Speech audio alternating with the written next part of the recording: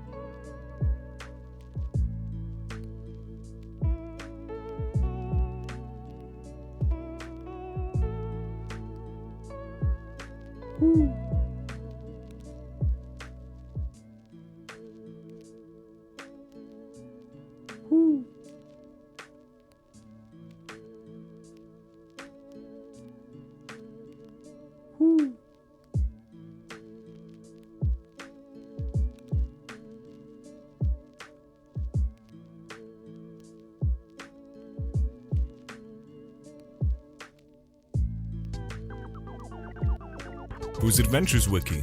Pooh's Adventures of Me. My name is Biffy Jones. I really love Pooh's Adventures. I was born in a shack in Nova Scotia, Manitoba, Crisp Falls, Shark Stink, Iowa. I like to poo with my friends. I like Pooh, Pea, Piglet, Thomas, Thimis, Thimble, Trombola, Robert Plank, Albert Clench, and Compact Disc. I started pooing in 2005 and I'm currently 12 years old. March on, brothers. This is a photo of me. Hope you look forward to my future poo adventure endeavors. Mommy Hamamo says I can't do this for the rest of my life, but I cut the brake lines on her bike, so we'll see who's sloshing soon.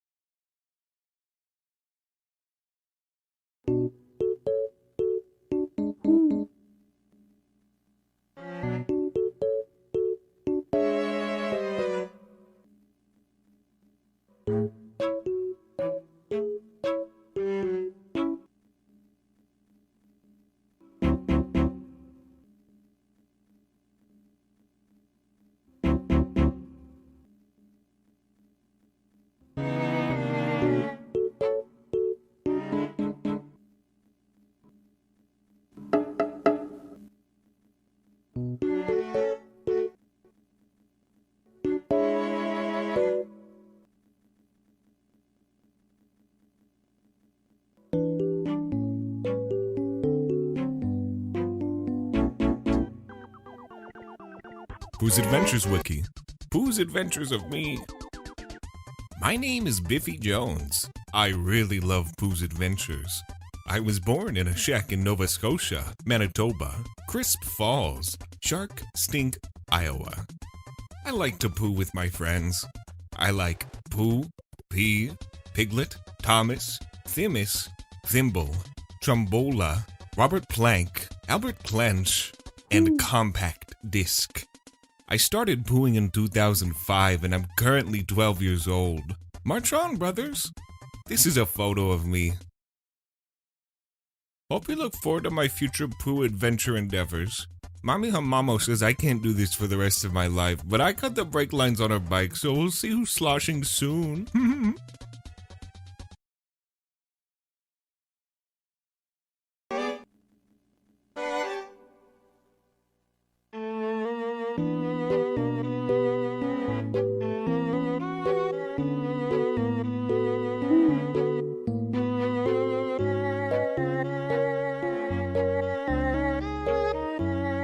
Well, this is cool.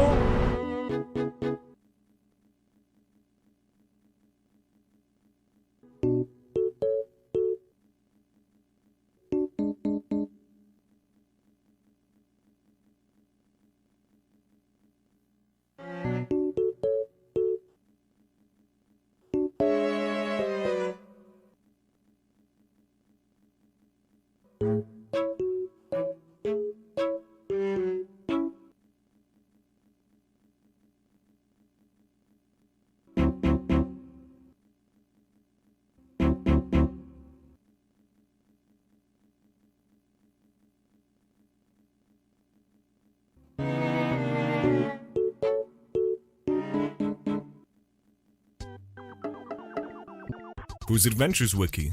Pooh's Adventures of Me. My name is Biffy Jones. I really love Pooh's Adventures. I was born in a shack in Nova Scotia, Manitoba, Crisp Falls, Shark Stink, Iowa. I like to poo with my friends. I like Pooh, Pea, Piglet, Thomas, Themis, Thimble, Trombola, Robert Plank, Albert Clench, and Compact Disc. I started pooing in 2005 and I'm currently 12 years old. March on, brothers. This is a photo of me. Hope you look forward to my future poo adventure endeavors. Mommy Hamamo says I can't do this for the rest of my life, but I cut the brake lines on her bike, so we'll see who's sloshing soon.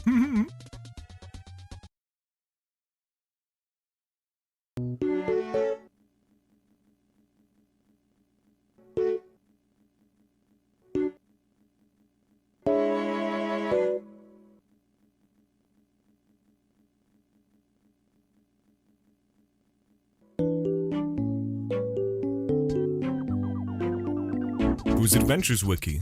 Pooh's Adventures of Me. My name is Biffy Jones. I really love Pooh's Adventures. I was born in a shack in Nova Scotia, Manitoba, Crisp Falls, Shark Stink, Iowa. I like to poo with my friends. I like Pooh, Pea, Piglet, Thomas, Themis, Thimble, Trombola, Robert Plank, Albert Clench, and Compact Disc. I started pooing in 2005 and I'm currently 12 years old. March on, brothers. Going to vomit. This is a photo of me. Hope you look forward to my future poo adventure endeavors. Mommy Hamamo says I can't do this for the rest of my life, but I cut the brake lines on her bike, so we'll see who's sloshing soon.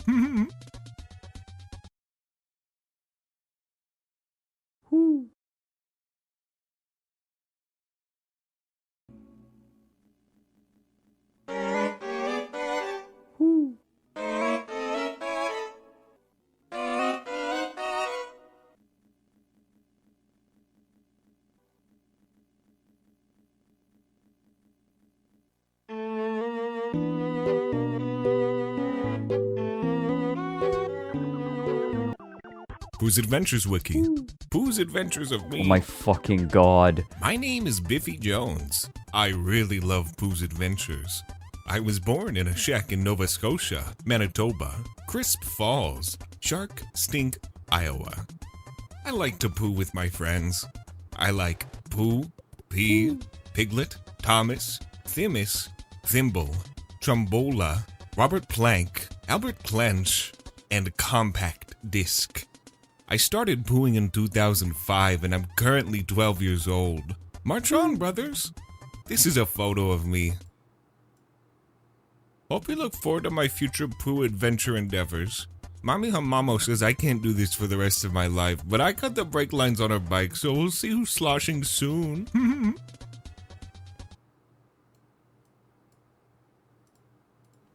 I'm going to finish this video if it ends me. Hello? Is your name Frederick Knudsen? Stop.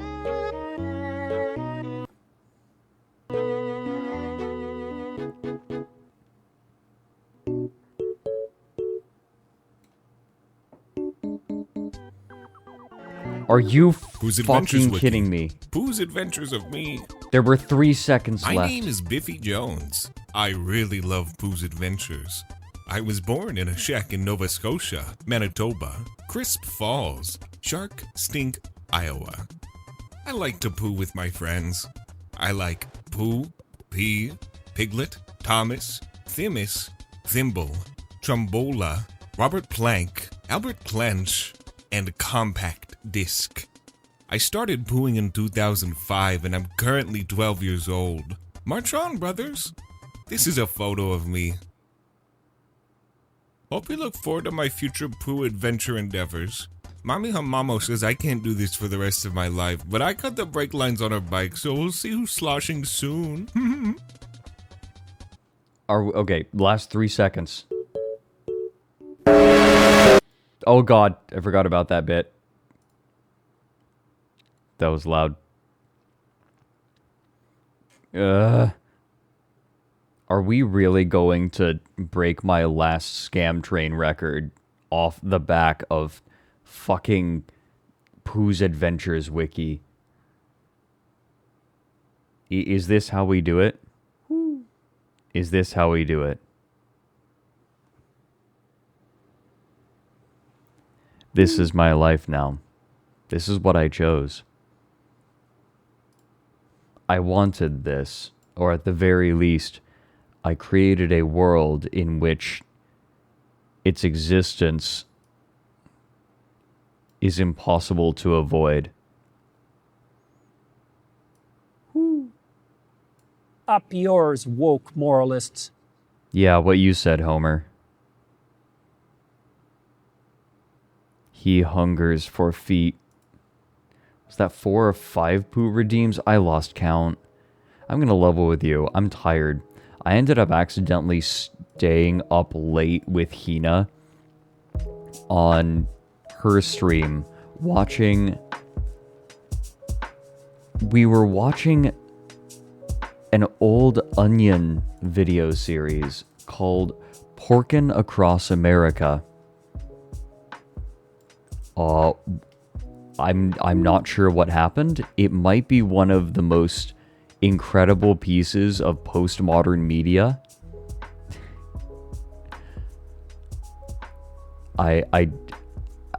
Look, I came on to Hina's stream last night. I stayed up till like 4 a.m. I'm running on, let me think, 5 hours of sleep? Less? Birdie! Nice birdie! Good birdie! I am not a good birdie today. Make no mistake. Oh my god, are we really going to break our scam train record? Off the back of Bailey doing Pooh's Adventures Wiki. Pooh's Adventures of Me. Oh my god, that's it. You are stupid. Yes, I know. That's insulting, but it's also the truth. You're correct. It was not a wise decision. However, I feel like by the end of watching that, my sleepiness was definitely reaching a point where I felt like I entered a fugue state by the end of it, because that Porkin' Across America gets very weird. Like, really weird. How does Bailey feel about this? I mean, I literally asked him if I could use that video as a sound redeem, and he was like, that sounds hilarious.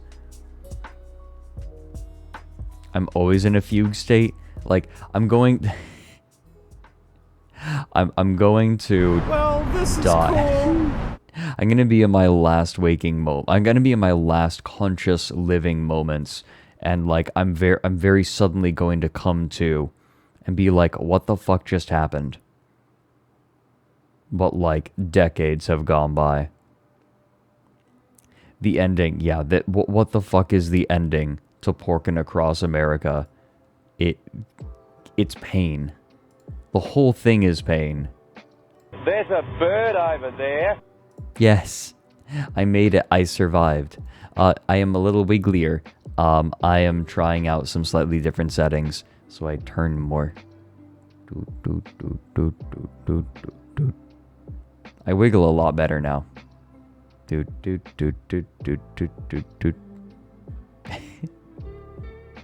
The fluff moves. Yeah, TL dance. I wonder, hold on. If I like, I can put someone on my head and like make them really seasick. What should I put on my head? What should I put on my head? A little fella.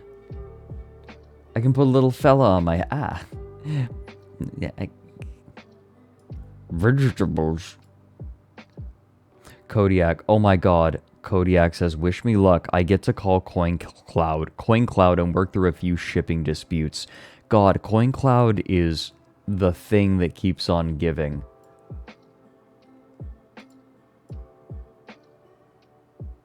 There. This small fella is just gonna hang out with us today. Whoopsie daisy. There. Tiny fella. Look at him. Look at him. Oops. Hold on. I'm gonna pin you. Monk. He ain't going nowhere. Look at him. Yippee. He's my little autism creature.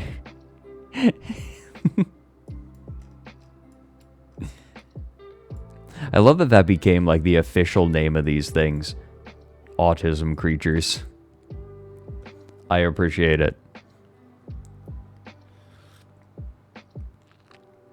Wow, he's just like me. For real, for real. Spricht es Deutsch? Jo. Mein Gott, Leute. Meine Mama hat mir einfach erlaubt, dass ich Cola trinken darf. Wie cool ist das bitte? Jetzt sage ich Fortnite und trink Cola. Yippie!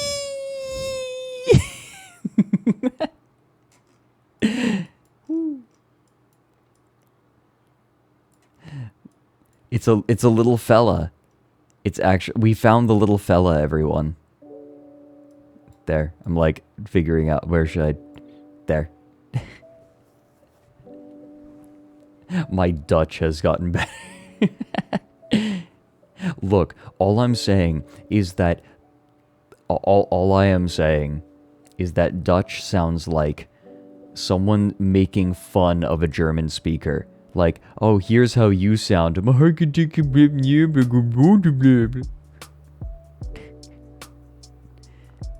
That's you. That's how you sound. Literally. That's Swedish? No. No. If you've ever heard, like, if any German speaker has ever heard Dutch, they'll understand. You call it drunk German. It's not drunk German, it's like Canadian German. Yeah, exactly. This is you. This is how dumb you sound. Precisely. Yeah, Dutch is way more similar to German than it is to Swedish.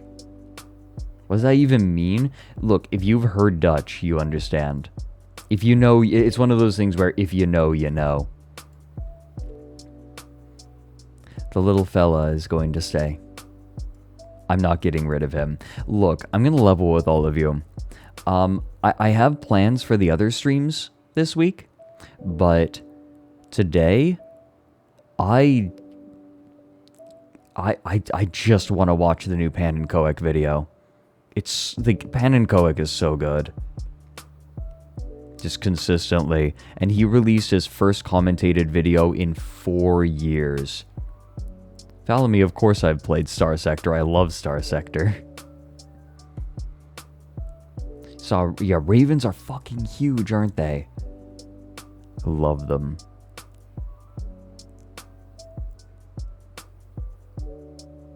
I mangle the name of Pannenkoek? How else do you pronounce it? Pannenkoek. Pannenkoek. Pannenkoek? Oh, is it Dutch? Is it Dutch? Can anyone else... Am I getting one guide? Am I getting one guide? Can anyone else support this? Because I have been one guide before. And I am not allowing it again. It's Dutch for pancake. Ah. See, I hear that pronunciation. Whoopsie daisy. I'm accidentally zooming. What was it? Pannenkoek? I hear that and I just think of that bit from Metalocalypse.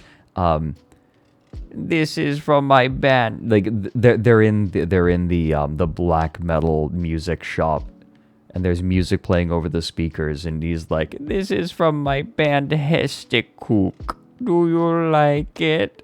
Yes, okay, I guess. Then I hates it.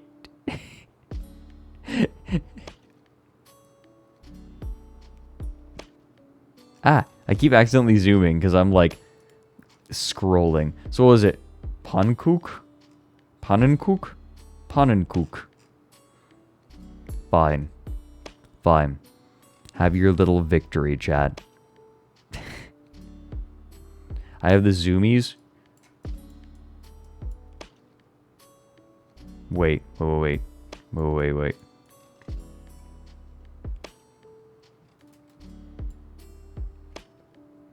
I want to see if I can do this manually.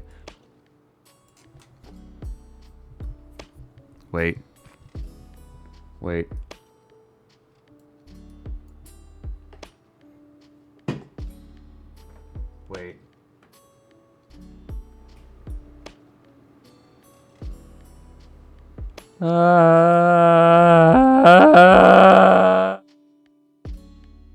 Oh, wait a minute. My mic input is mono. I went onto my mixing board. Oh wait, I think I can make it. I think I can make it 2-channel. Let me see. Can I make it 2-channel? Wait. Mono. No. Oh, what? Why is the input only mono? No, I don't want audio monitoring. What? But the input is... Whatever. Fine. I guess I'm gonna be mono bird. Now I wish I had the Linkara redeem from Hina's stream.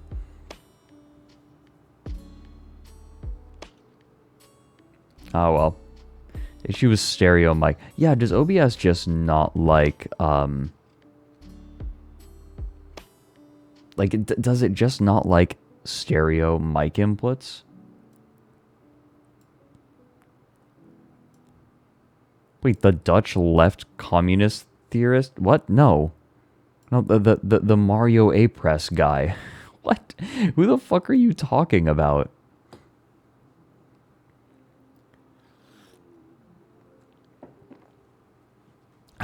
Oh, by the way, for everyone who is here for Das Fest des Huhnes, I've convinced Hina to watch it with me sometime, because it is so funny. I convinced her to watch it with me based on one clip from it.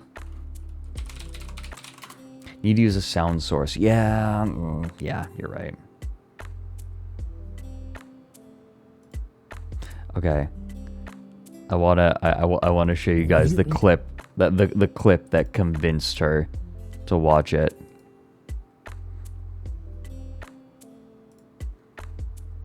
Do. Because it's just good on its own. Explosion sauce. Okay.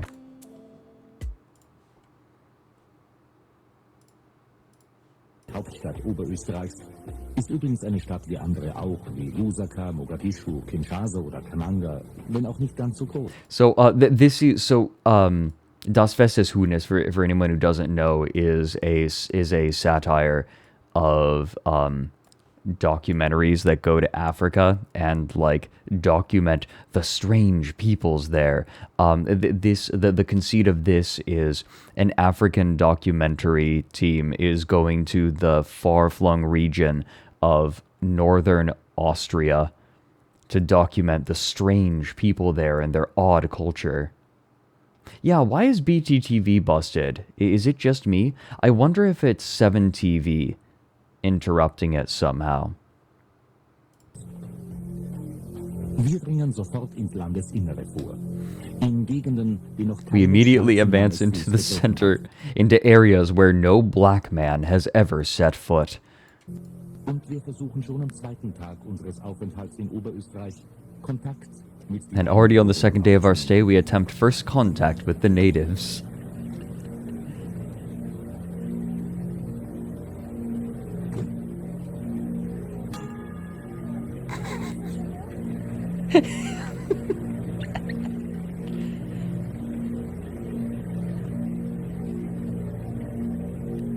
Dieses kleine Erlebnis wundert uns kaum.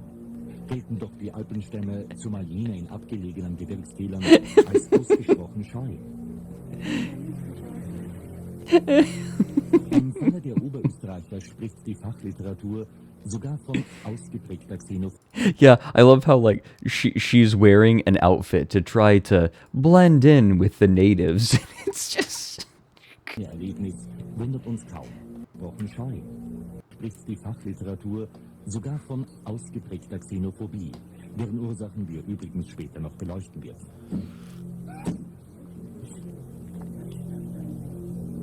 Manchmal haben wir in diesen Tagen das Gefühl, wir dringen in menschenleeres Land vor. Die Eingeborenen verstecken sich vor uns. Oft ist es richtig gespenstisch. Alles scheint ruhig. Man hört sie nicht, man sieht sie nicht. Aber wir wissen, dass sie da sind. but we know that they are there. Nur selten verrät sich einer.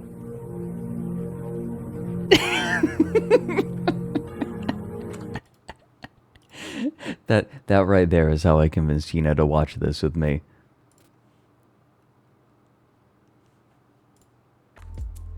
God, Das Festes Hunis is so good.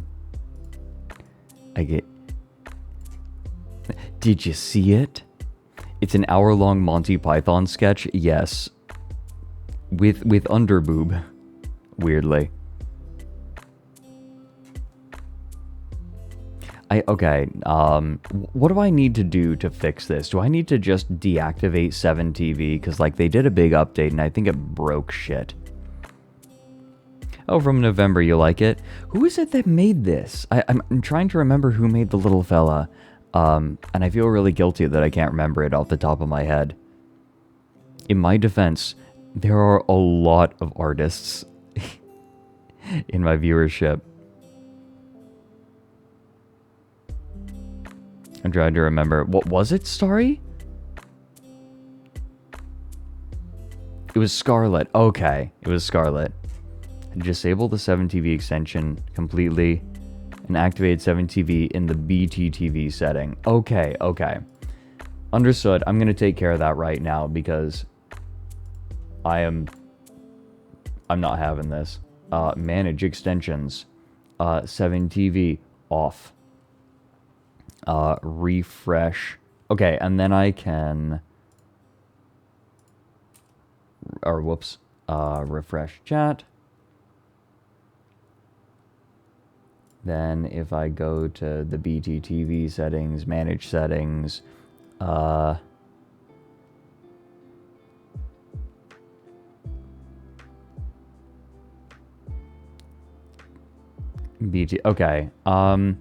Wait, how do I do that? Permissions. I mean, not quite what I'm after. Do I have to go to the website in order to make those adjustments? Scroll way down. That's like, but there's I'm in Firefox and I'm scrolling down and there's nothing.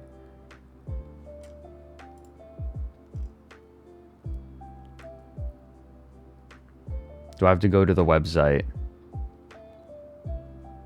Or is it in Twitch where I have to do it? Click on my account icon in BTTV. Oh, haha, GG. Okay, scroll. YouTube. Oh, I see. Look, I want my Kangol. It works. Okay, and then... Holy shit, when you try to enable 7TV emotes in the BTTV extension, it says, "Warning, this extension has been flagged by the community for its poor moderation standards. Content from this extension is not reviewed by Better TTV, and you may encounter unsavory content. Are you sure you wish to proceed? Yes, give me my crack pipe. Thank you."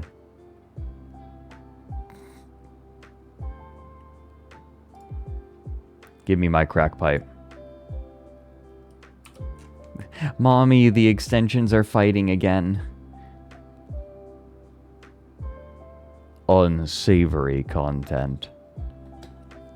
Look, how am I supposed to keep the high energy that is expected on my streams without my crack?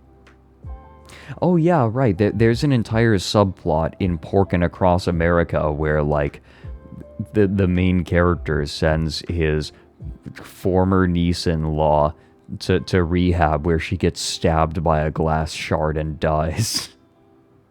And then he attends her funeral remotely. Reverend Joe, wow, that actually sounds about right, to be honest. Oh my god, I'm like remembering when there was, I'm forgetting his name now. It was, but it was an emote of a black man, and they had to get rid of it because people convinced other people that, like, the way to use it was with a slur. It wasn't Trihack. It wasn't Trihex. It wasn't Trihex. It was... I'm trying to remember. No, it's not Tryhard. Is Tryhard not gone?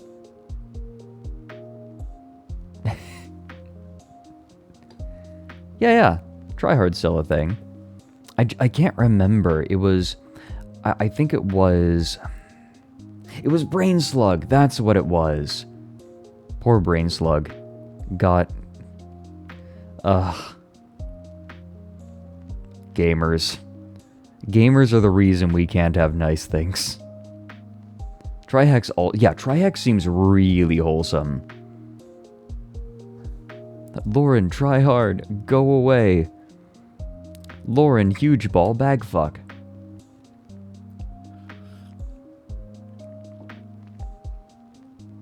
Gamers, derogatory. Gamers ruin gaming, except unironically. Sometimes. Literally, okay, look. I played Mordhau for a while, and then I kind of, like, of course I play the silly game mode where it's like 40 versus 40 with capture points, and it's just ridiculous. But I stopped playing. I remember I stopped playing because the slurs got to be a bit much. I just kind of decided, you know what? I don't think I want to play this with these people.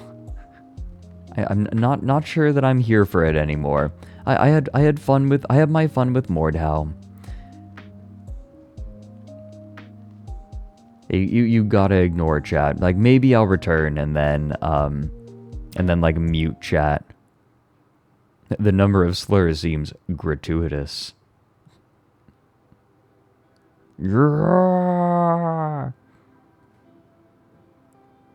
Jabroni Brawl on release, and a day later that... Oh, no. Oof. Ah. See, this Steam reviewer post where a gamer mentioned every instance of censorship, aka you can't look up Ashley's skirt. I mean, the game files are there. Oh, Brendan, that reminds me. Thank you for reminding me. Let me go to Better TTV. I have an emote that I need to upload. One that is very important. That I neglected to add. Upload emote.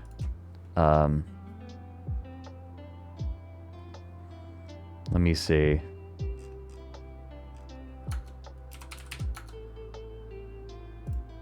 Let me see. Here we go.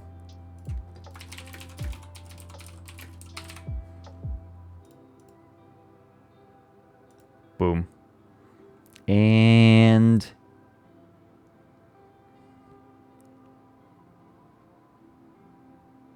there we go.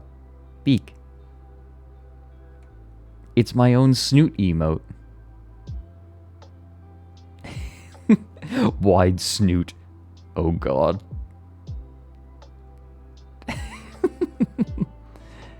Thank you, BTTV. For those who can't see it, who are like on mobile, let me show you. This is what we just added from Starry Feathers. This. Hold on. Transform. Flip horizontal.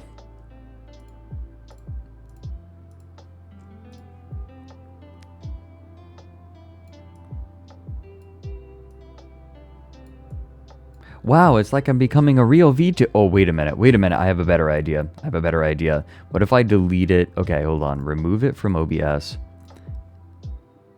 Hey, VTube Studio. Meh. Okay. Wow, it's like I'm a real VTuber now. Oh my god, it like rotates. I'm leaving it like that. I'm not changing it. I refuse.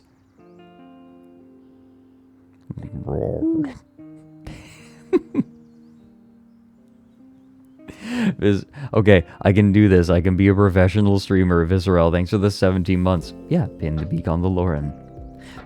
Thank you, anonymous gifter, for giving out a gift to Scarlet Noise. Oh, Olivia Manser, thanks for the raid. Hey, you guys. Legacy Media, thanks for the 100 bits. Abra, thanks for the 9 months. Have I and other VTubers considered doing a one-shop or tabletop campaign on stream? Yes. In fact, I already have plans to do one. I've just been busy. It takes time to like write up a campaign, and there's too much other stuff that I've been doing. But yes, I have plans to do so. I roped in Lime's Rev and Mike for it, actually. I just need to write it and set a date. Midnight Fox, thanks for the 17 months. Tankfax gifted a sub to Compact Disc. Thank you. Good. Schnee, thanks for the 18 months.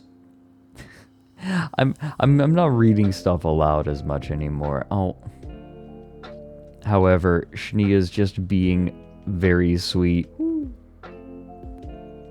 Oh, do not forget that sharing your joy with others makes the world a better place. I don't know. I make the world a weirder place. I don't know about better. Can I flip the beak upside down? Oh, yeah, that's a good idea.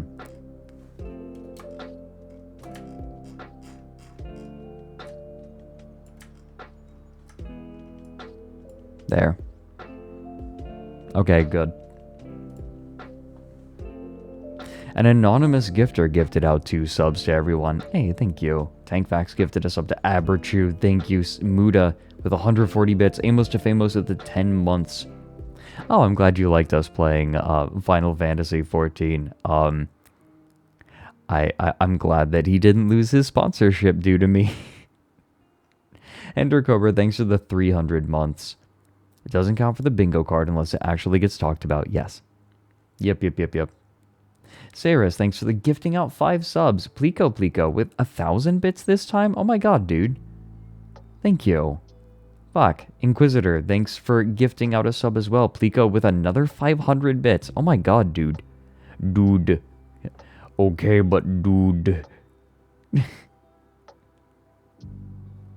No, really, thank you. RDDM, thanks for the fresh sub. Dave with 100 bits, contributing to the scam train. Cozyism, thanks for the 11 months. Rising Pressure for the 14. Saris, thank you so much for gifting out 5 subs. Oh my god, you guys. Goodness gracious. Snack Bros, thanks for the 13 months. Oof. I'm sorry if I have delayed your job search. Ah.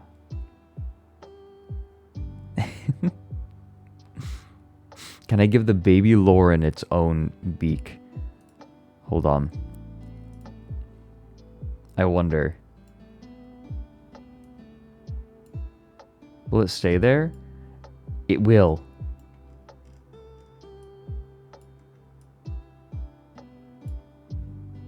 There. Good.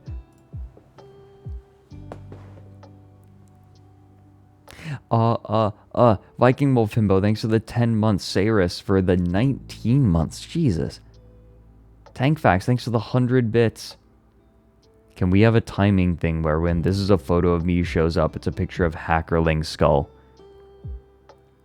I'll have to figure it out, but I'll talk to Nady. Pyrocider, thanks for the 11 months. Bizandarius with the 14. Sergaz with the 4. Mevelander with 8. Holy Mike with 11. One on the Vine with 14. Dave with 6. Shagoli Ravioli with 4. Daniel Sidian, thanks for the 2 months. Olivine Rain for the 9. And Tank Facts for gifting 3 months of sub to Gale Pond.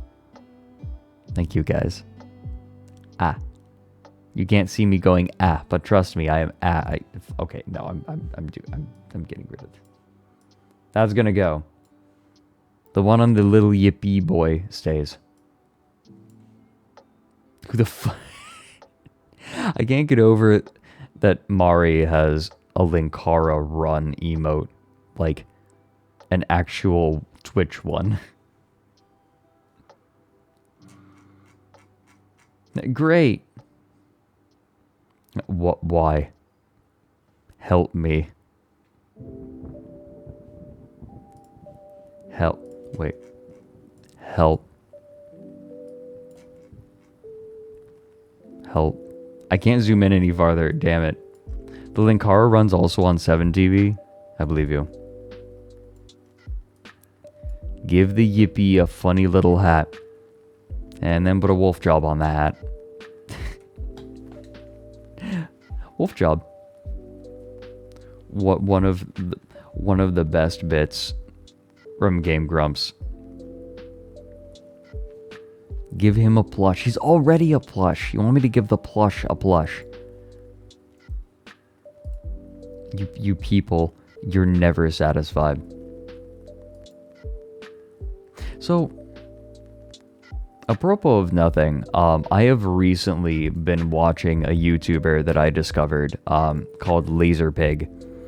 I've been quite enjoying Laserpig, and it makes me want to peek into the wild world of mechanized warfare, like drama in the mechanized warfare community drama. That's what I want. Light swine. I've been enjoying him quite a bit. It was very fun learning. I will never forget his anecdote about how when he was dating a dude from Russia, how they went to a military supply depot and just bought grenades, went into the forest, and chucked them at trees to see if they could fell them in one blast. Yes, Farah. This is exactly what I want. The mechanized warfare drama. This is exactly what I want. See, Farah, that's what I'm here for. Partially.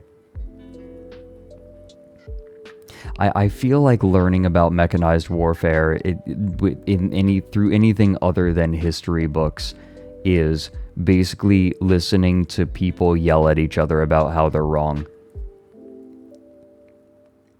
It is very amusing.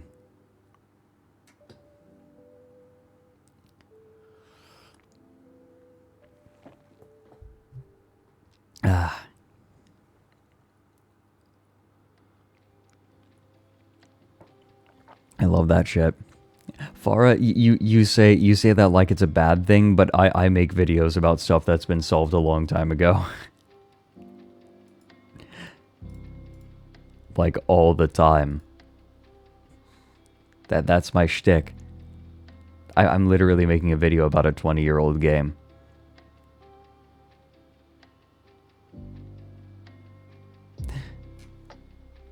I don't always have the correct information, Farah. Like, sometimes I fuck up. Like, for example, in my May Island video, I said that, that the Germans had more submarines than, the Germans have more submarines than the British. Actually, the British have more submarines than the Germans, but the Germans quickly outpaced them. So it's like, I was technically wrong, but I did, like, it didn't stay wrong for super long.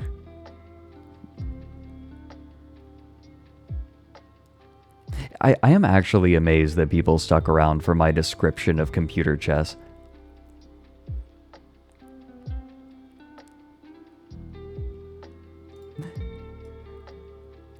You guys, I think I might have activated the mechanized warfare enthusiasts in chat. Like, learning about my chat today. I'm glad for it. Lumpy Touch says, I thought mechanized warfare was going to be people building their own Gundams or something. Apparently, there's a dude who wanted to make flying tanks. Which I want to learn about. Because it sounds head-ass as shit.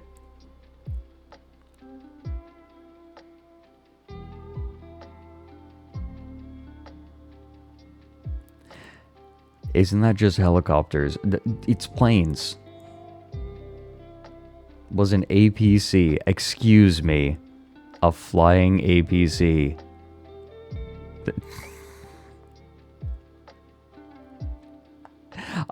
This still feels like a nightmare. And it was shit. I definitely have activated the mechanized warfare enthusiasts. 100%. And you know what? Good.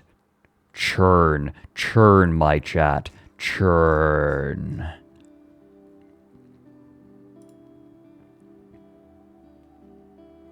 Oh, I had a few things that I wanted to share with all of you. This suite's popular. Damn it. Now I feel like a faker. Okay, I'm actually gonna change something. Meh. Meh. Meh. Okay. There we go. Now it's the same on both. So if I do this, I can... There. Now I always look fancy.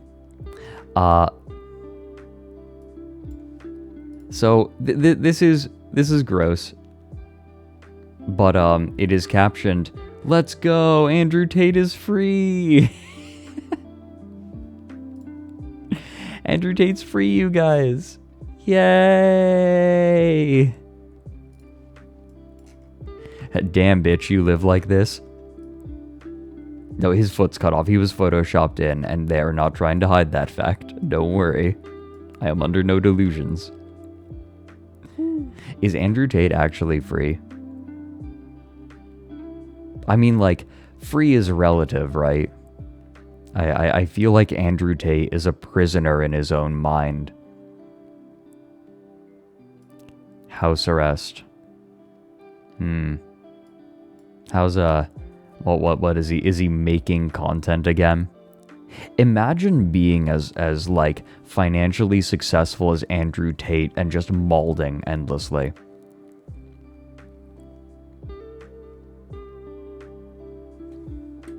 Like, imagine. Ender Cobra, thanks for the 100 bits. Most sanitary Fred viewer. Oh, whoops. I'm ruining everything forever. I'm just scooting myself. I don't care. I don't care anymore. What if I just want to scoot? What if I just want to scoot?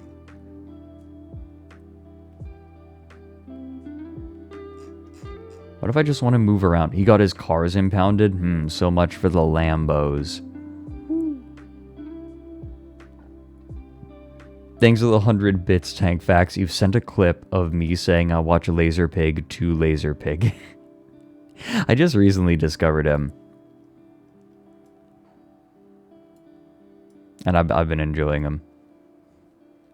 I accept that he may be wrong on some points. And, like, is that an acceptable disclaimer? Is that an acceptable disclaimer? Wait, Spectral Owl, why are you saying heh heh? Why do you keep heh hehing? Stop heh hehing. Heh heh. You've seen Laserpig hang out in VTubers' streams from time to time? That's funny. That's actually rad. He doesn't know. No, I don't, because Laserpig good. Okay. You'll have to argue with Farah about that, I think. I'm looking forward to the nice civil conversation that you two will definitely have in my Twitch chat.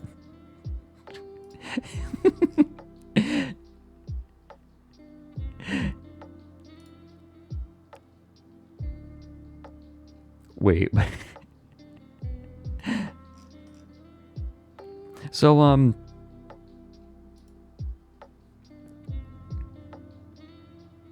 there was another thing that I wanted to show you all, because if I have to look at it, so do you.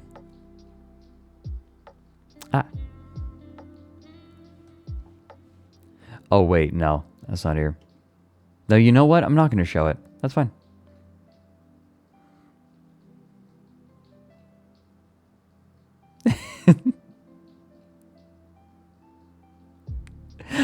Farah, I'm loving this. I'm actually like loving this, because I'll watch other people that don't like Laserpig and see what they have to say. Because I'm fascinated. I'm fascinated. I get the feeling that like it's impossible to get any concrete information about mechanized warfare, because everyone is constantly contradicting each other, and I love that. It's like, because I'm not actually like an enthusiast, I can just enjoy. Right?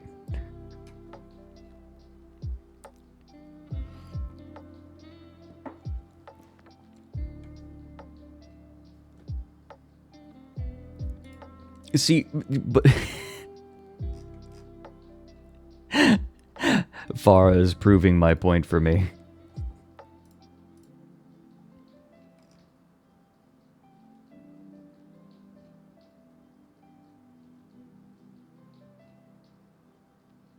Oh, there was something I wanted to show everyone.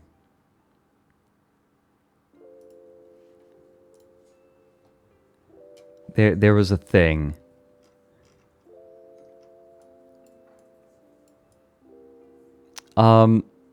It's less so the content and more there's a moment that is just beautiful.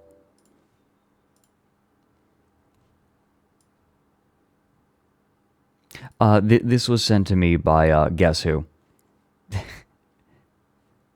Vex always has the goods. So, it's less about the hypocrisy here. and more about what you'll see. Tennessee's Republican-led government made the state the first in the nation this year to restrict drag performances in front of children. The state also has banned gender-affirming care for minors, including puberty blockers and hormone therapies. And now the lieutenant governor, a 79-year-old Republican, is trying to explain why he's been sending heart emojis and fire emojis and other messages to a 20-year-old gay man who posts provocative pictures of himself online. Randy Kay has details. Really sorry if Tennessee's The transition. That transition is fucking incredible. One more time. Who posts provocative pictures of himself online. Randy Kay has details. really sorry if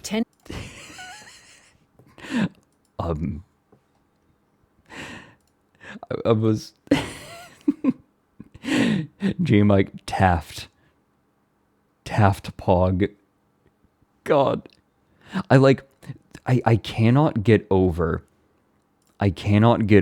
how this man's head looks like it's been green screened onto the body. Look at this. It looks like it was just click and dragged. Like someone took the lasso tool to him.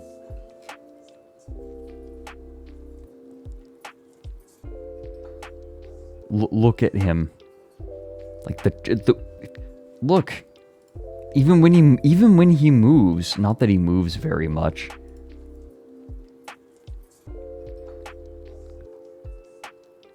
Look, it doesn't look real.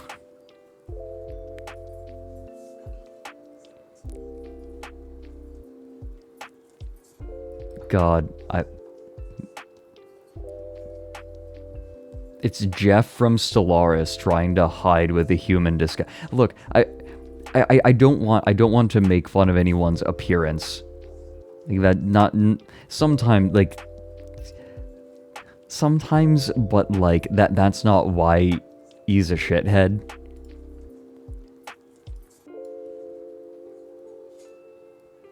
This is funny though.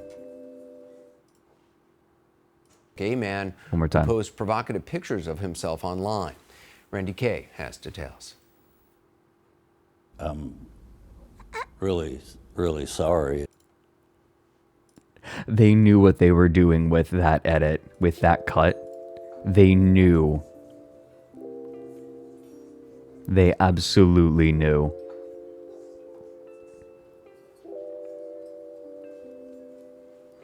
Is that a sound alert? I was thinking about it.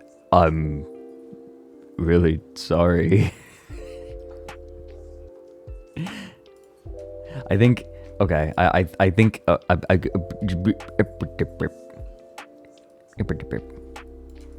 gonna move self... Okay, I'm figuring out how I want to do things. I might make... I'll think about making it a sound alert. How about that? I will consider it.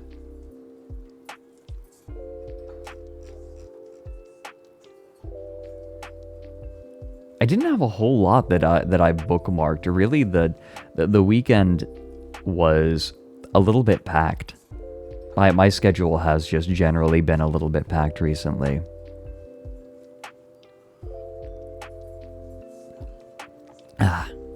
Although I'll probably have Hina on my stream relatively soon so that we can watch the other incredible Onion series, Sex House.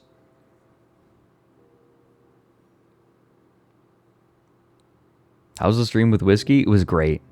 I'm really excited to see his model debut tomorrow, because it's ready. Andre has worked his ass off. I have unironically been worried about the poor boy. I'm worried about him. You know what? Hold on. Let me show you how it went.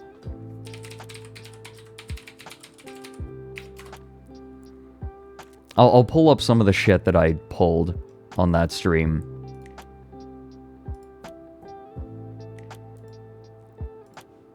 That's what I will do. Okay, let's see. Right, where is it? Where is it? I'm looking for mine. For my presentation.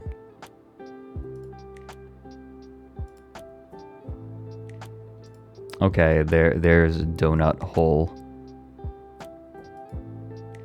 Here we go, here we go. I'll show you all my presentation on... Well, you'll see. The whole idea behind it is... Oh, I'm gonna be covering whiskey. Hugh. Corner bird.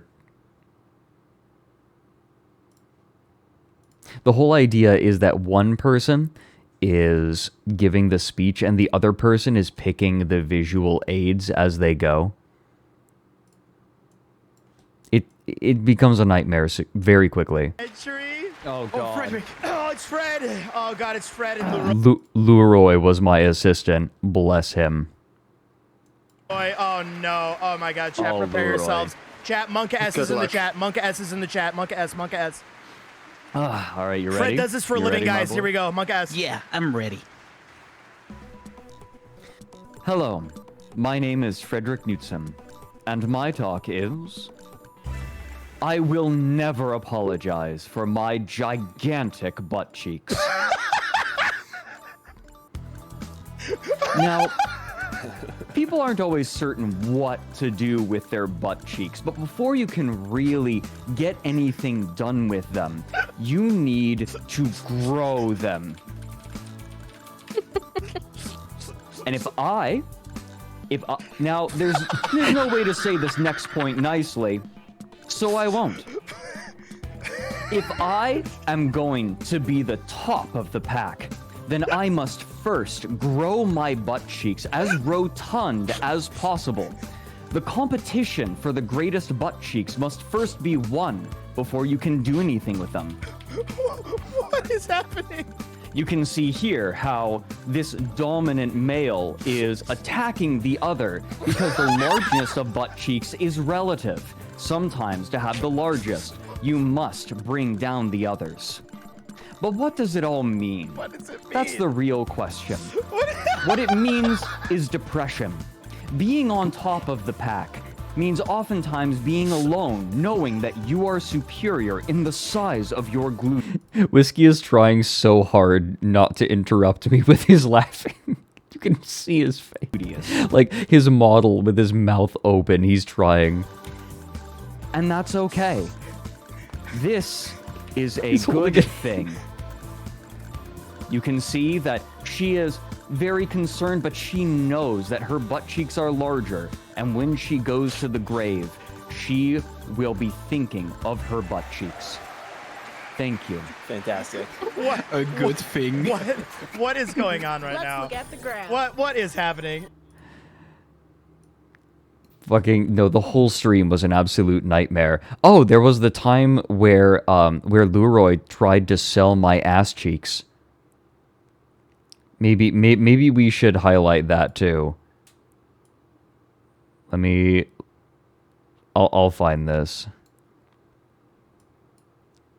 This was very fun. I had a really good time with this. Okay, here we go.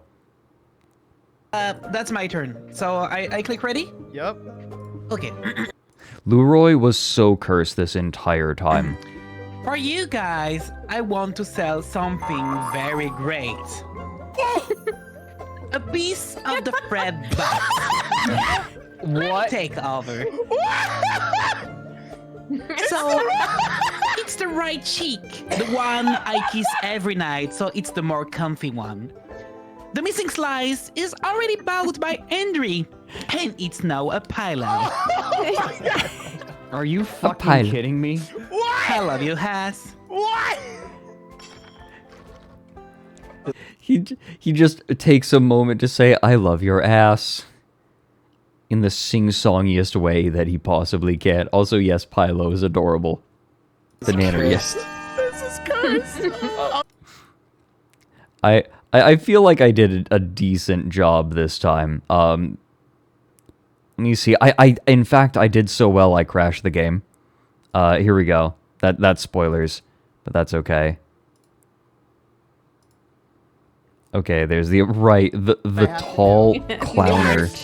What the fuck? 10,000 for the lanky clowner? Yeah, right, the tall and lanky clowner.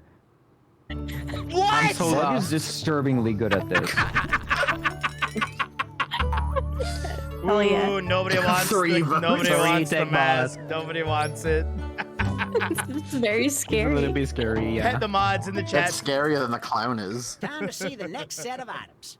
All right, This here is we a go. really Next set. fun game. I think this actually was the most fun that I had all night. Next set, what do we got? Me first, please. Fuck, it's Fred. All right, that's okay. Don't worry, because I'm going to blow you all out of the water.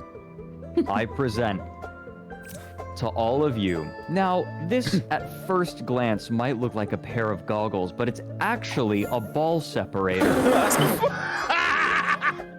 Now, you might be asking, I can tell what you're thinking. How does this work? Well, by inserting one ball through each hole, they may remain separated so that they don't slap together like ping pong balls, as mine do.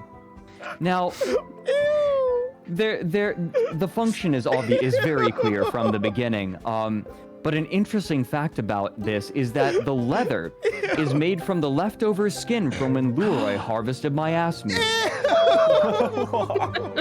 What the fuck? Wait, is that my glasses? Oh, wait for this. Leroy is so cursed. Oh, thanks to Drunkle Trout for the 5 months, and I'm glad you're enjoying all 5 months of the Discomfort Owl. Good.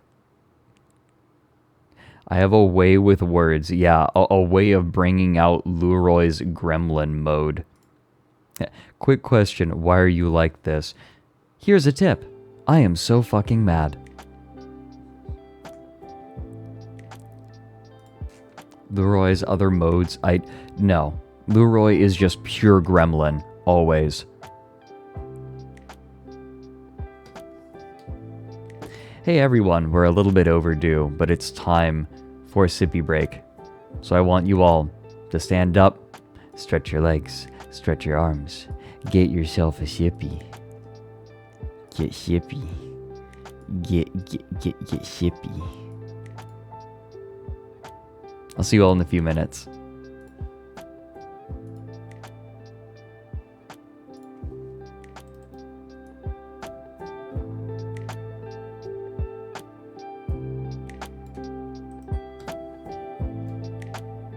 Take a shit.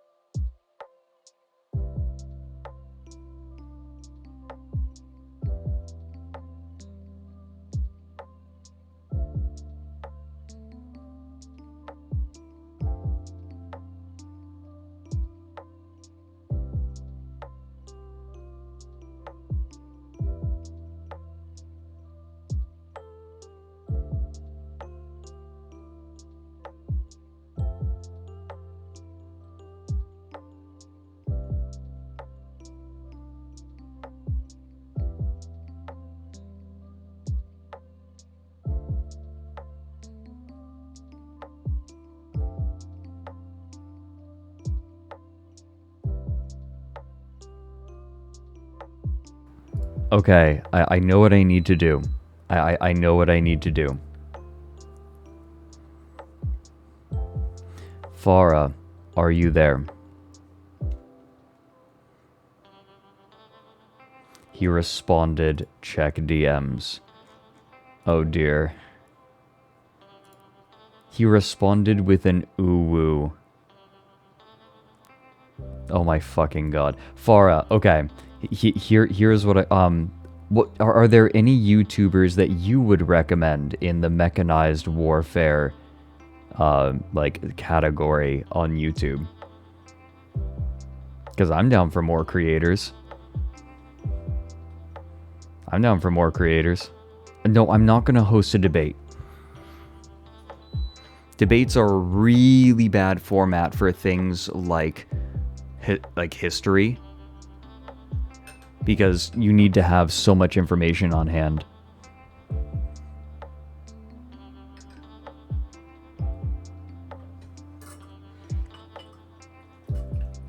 Debates are a terrible format for that. They're good for things like ethics. That can be interesting, but like even then, debate is just a bad format for actually getting to any sort of truth.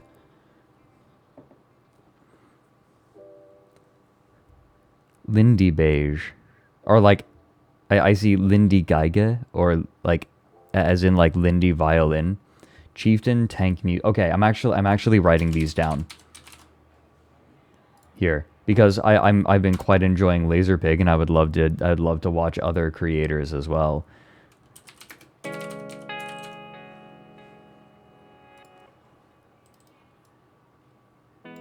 Okay. I'm literally writing these down. Let me see. Okay, saved. The Chieftain, the Tank Museum. Okay. Panzer Museum. Yeah, okay, cool. A good start. Dude. Discussion, like, even then, like, discussions are tricky because you also want to, like, make sure, you want to make sure that you have, like, good info.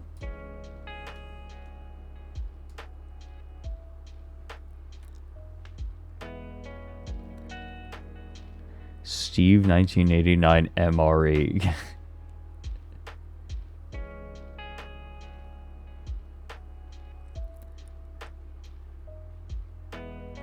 So, you know what I want to watch. You know what I want to watch.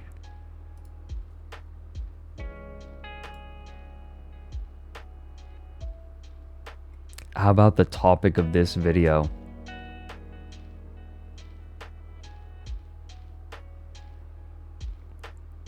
Perrin? Okay.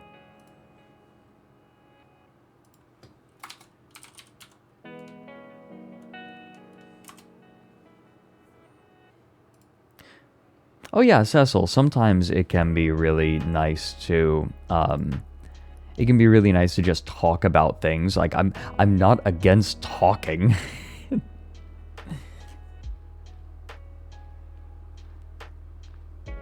Yeah. Pannenkoek. I'm ready. No, we have not gotten to it yet. But we're about to, because I want to watch this shit. I didn't have plans for today specifically. So I just want to watch this video, you guys, and I'm taking you all along with me. Because that's what today is going to be like. That's just what today is. We're in my I don't give a fuck anymore phase. Pannenkoek. Okay, literally first frame, no intro, just straight to the goods, which I appreciate. So a while ago, a YouTuber known as SGMHRP released this video. Now you see that pendulum that's spinning like crazy? I'm not hungover. I didn't drink. I haven't drunk for a while. On Whiskey's stream, I had 2 Radler, but like, Radler is 2.5% alcohol. So, you know.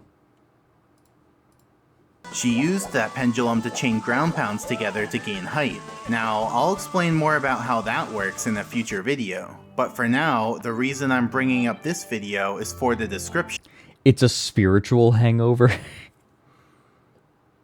You see, SJM HRP mentions that tasking this strat would have been too tedious to deal with manually, and so she automatically generated the entire sequence of inputs. So what piqued my interest was the fact that she automated making the pendulum go crazy. You see, we've known for years how to manipulate pendulums into spinning really fast like that, which is called pendulum manipulation. And it basically involves making dust on certain frames to manipulate RNG in a certain way, which I'll cover in more depth in a bit.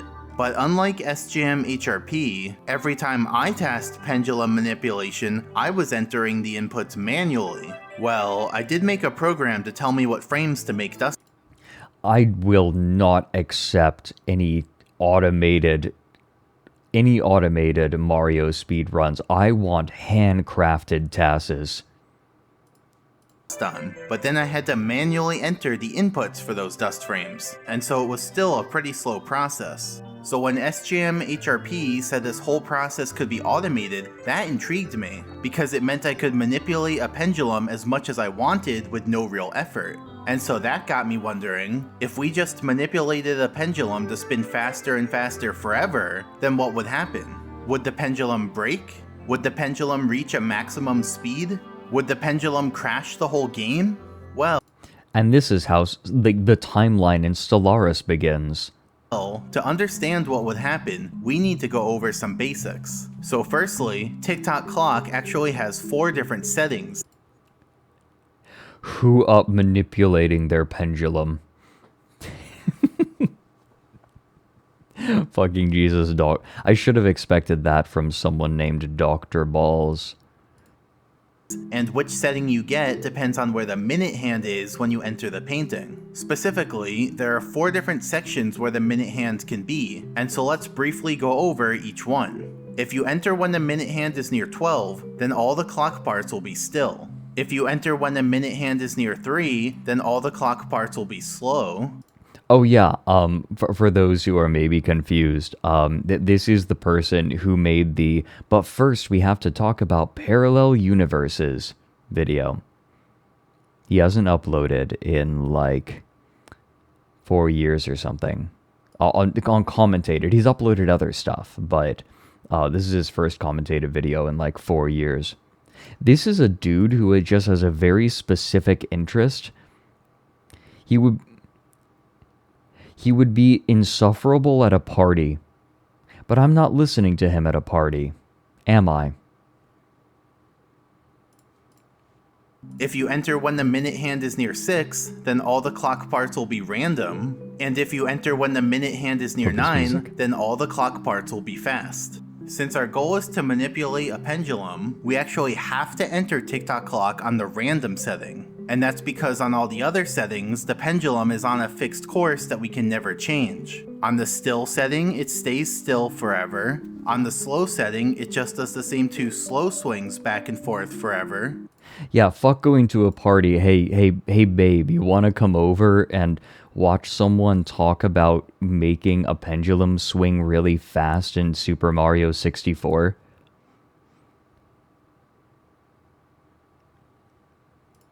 And on the fast setting, it just does the same 2 fast swings back and forth forever. But on the random setting, it sometimes does a slow swing and sometimes does a fast swing, depending on RNG. So it's only on the random setting that the pendulum is on a dynamic course that we can control, and that's why we can manipulate what it does. And so for the rest of the video, you can assume that I'm only talking about the pendulum on the random setting. So now let's talk about how the pendulum works. The pendulum is an object, and each object is stored in a chunk of memory that looks like this. So what you see here is everything that makes up the pendulum's current state. Now, most of this information is variables that all objects have in common. For example, all objects store their position here, their speeds here, and their angles here. And to clarify these angle variables, pitch, yaw, and roll refer to the object's angles around the 3 rotational axes, as you can see here. But anyway, the object struct also allocates some space for object-specific variables, which are variables that are unique to a certain kind of object. For example, a pendulum has 6 object-specific variables, which are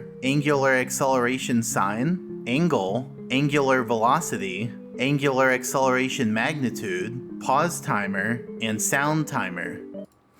So, I had a friend over for the weekend, and one of the days, we just decided we're not going out and doing anything. We're watching the last BTS Smash Ultimate tournament. So that's what we did literally all day. It was fucking fantastic. So here are the names of the 6 variables, and they're currently in the order that they appear in memory. But we don't care about this order, so I'm going to rearrange them into a better order. Also, we're going to remove the word angular from them, because I don't feel like saying that every time. So just know that when I refer to a pendulum's velocity and acceleration, I'm really referring to its angular velocity and angular acceleration. Finally, we don't care about the sound timer because that doesn't affect the pendulum's movement at all. So now let's discuss these variables. For each variable, I'll show it on screen as I talk about it. And note that negative numbers are prefixed with an M instead of a minus sign. I'm going to show all of the values on screen as I talk about them in order to reduce confusion by throwing more numbers at you. Because that's just the way SM64 prints numbers on screen. So, the angle variable... By the way, this isn't a complaint, I'm just teasing. I'm completely here for this. ...controls the orientation of the pendulum. For example, angle 0 means that the pendulum is pointing straight down. A negative angle means that the pendulum is pointing to the left of angle 0, at least from this view. And the more negative the angle, the farther the pendulum is to the left. Similarly, a positive angle means that the pendulum is pointing to the right of angle 0, and the more positive the angle, the farther the pendulum is to the right. Now you might be wondering what the units are for these angle values. Well, it's not degrees or radians, but actually a different unit that we usually just call angle units. In this system, a full rotation around a circle is 65,536 angle units. So half a rotation is 32,768 angle units, and a quarter rotation is 16,384 angle units. Hey baby, you want to turn 32,768 angle units over and do the fuck? Separately, it'll be useful to talk about pendulum swings. We'll define a pendulum swing as one continuous movement of the pendulum. So whenever the pendulum comes to a stop, like it does on the far left and far right, then that's when one swing ends and the next swing begins. And that applies even if the pendulum only stops for one frame. So that means going from all the way left to all the way right is one swing, and then going from all the way right to all the way left is another swing. So now going back to the angle variable, we can see that during a swing, the pendulum's angle will either go from very negative to very positive if the pendulum is swinging to the right, or go from very positive to 65,536 degree no scope wahoo shot. Very negative if the pendulum is swinging to the left. Now let's move on to velocity. The velocity variable controls how much the angle changes by each frame. So a positive velocity means that the angle is increasing, which happens during a swing to the right, and a negative velocity means that the angle is decreasing, which happens during a red line, I'm gonna need you to shut the fuck up. A swing to the left. Additionally, the velocity reaches its most positive value midway through a swing to the right, and it reaches its most negative value midway through a swing to the left, because those are the times when the pendulum is swinging the fastest. Finally, a velocity of 0 means that the angle isn't changing at all, and this happens whenever the pendulum reaches the far left or far right and comes to a stop momentarily. Now let's move on to acceleration. So there are actually two variables related to acceleration, which are acceleration sign and acceleration magnitude. Now you may know from math that for any number, that number You may know from math. Man, when are they going to release Math 2? Number has a sign and a magnitude. The sign is either positive. Thanks, Coffee, for the 100 bits. Shut the fuck up. 1 or negative 1, depending on whether the number is positive or negative, and the magnitude is the absolute value of the number. So multiplying the sign and magnitude together equals the original number. So here, we can actually think of the pendulum as having another variable just called acceleration, which is equal to the product of acceleration sign and acceleration magnitude, because that's exactly what the code does. It multiplies those two variables together to compute the acceleration, and then increases velocity by that amount. In other words, acceleration controls how much the velocity changes by each frame. So, but what does this mean for the gay agenda? I'm sorry. Acceleration sign controls whether the velocity is increasing or decreasing, and acceleration magnitude controls how big those increases and decreases in velocity are. But now let's talk about... Listen, there are definitely more comprehensible ways to relay the information that he is saying, but I wouldn't have this video any other way. Gonna level with you all. I kind of appreciate it, how like it almost dips into word salad, but I'm still able to grasp enough of it. He is doing a really good job. No, like he's doing a remarkable job. Like I am not by any means saying that he is doing bad. He's just very precise and like sometimes to the point where it's extraneous. You really, what you do when you watch a Pannenkoek video is you let it wash over you. Sometimes he throws in bits like, if you, like, as you might know from math. What? I think sometimes he feels a little bit like he's talking down to his audience, and I think that maybe there is a certain level of superiority he feels, but you know what? I'm still here for it. I don't care enough.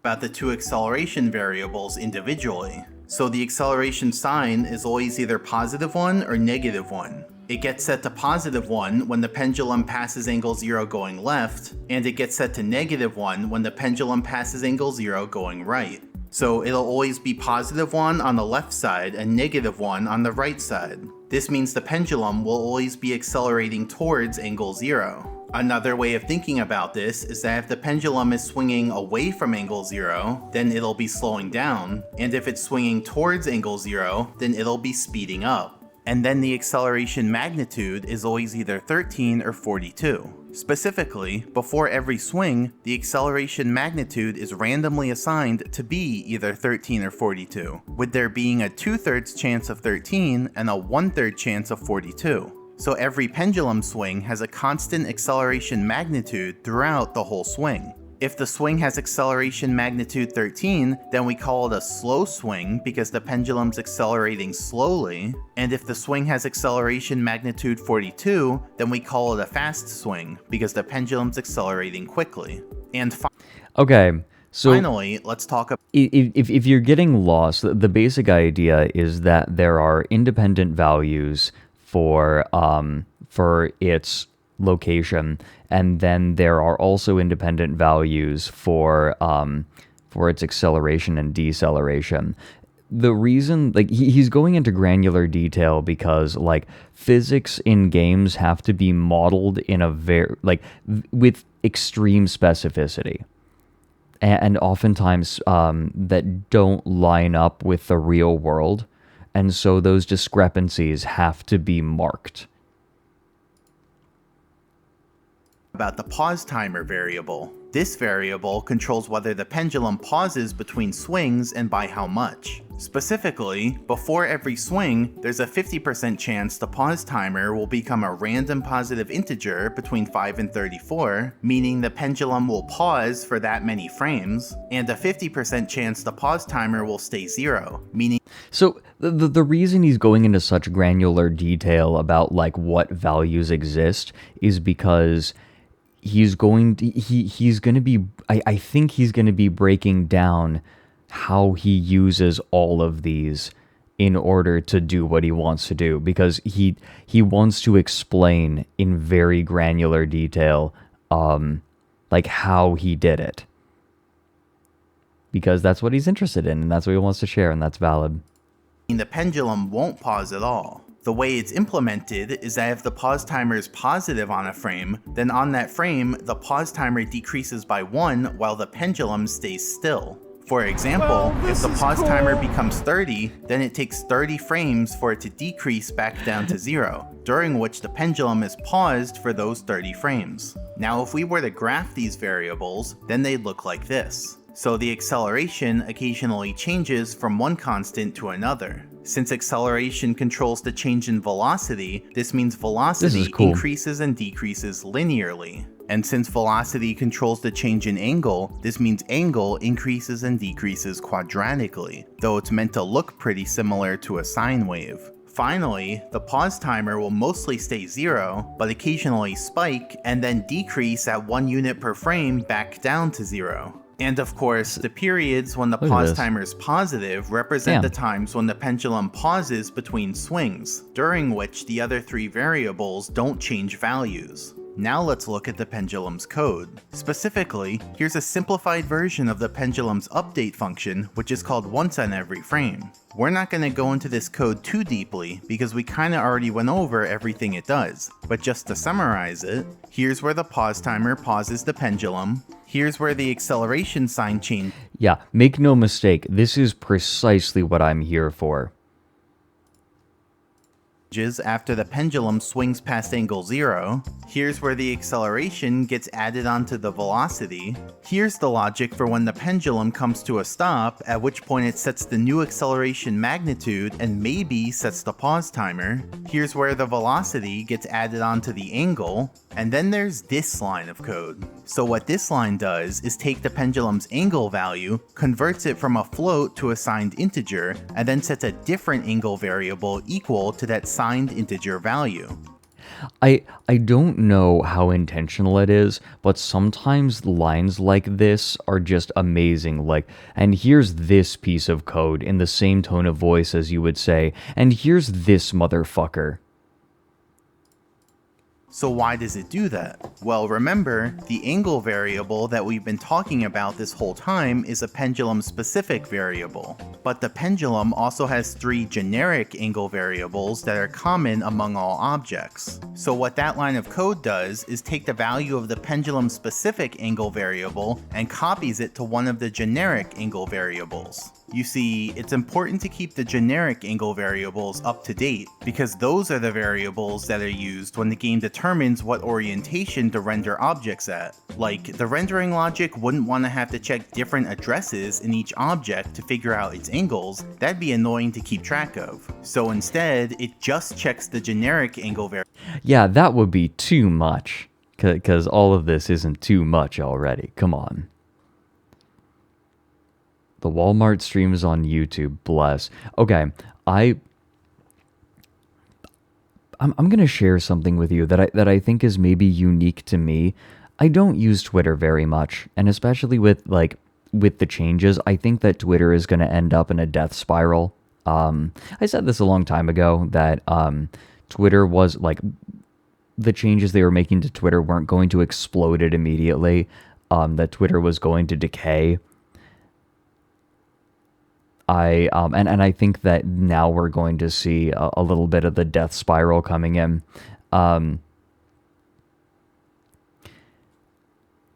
When I check my main YouTube Twitter, so I have like 75,000 followers or something on Twitter. Wait, is the Doge not an extension doing that. I thought it was my extension doing that. But when I check my main Twitter, I never post. So whenever I see I have notifications, I don't go, "Oh, I wonder what's going on. Am I getting attention?" I always like get this feeling in the pit of my stomach like, is someone calling me out or just being a dick? Like, cuz I don't want to deal with it. I don't want to deal with this. Like, I do not get any endorphins from seeing notifications. I just don't. And so I just don't like doing anything. I don't like doing anything on Twitter.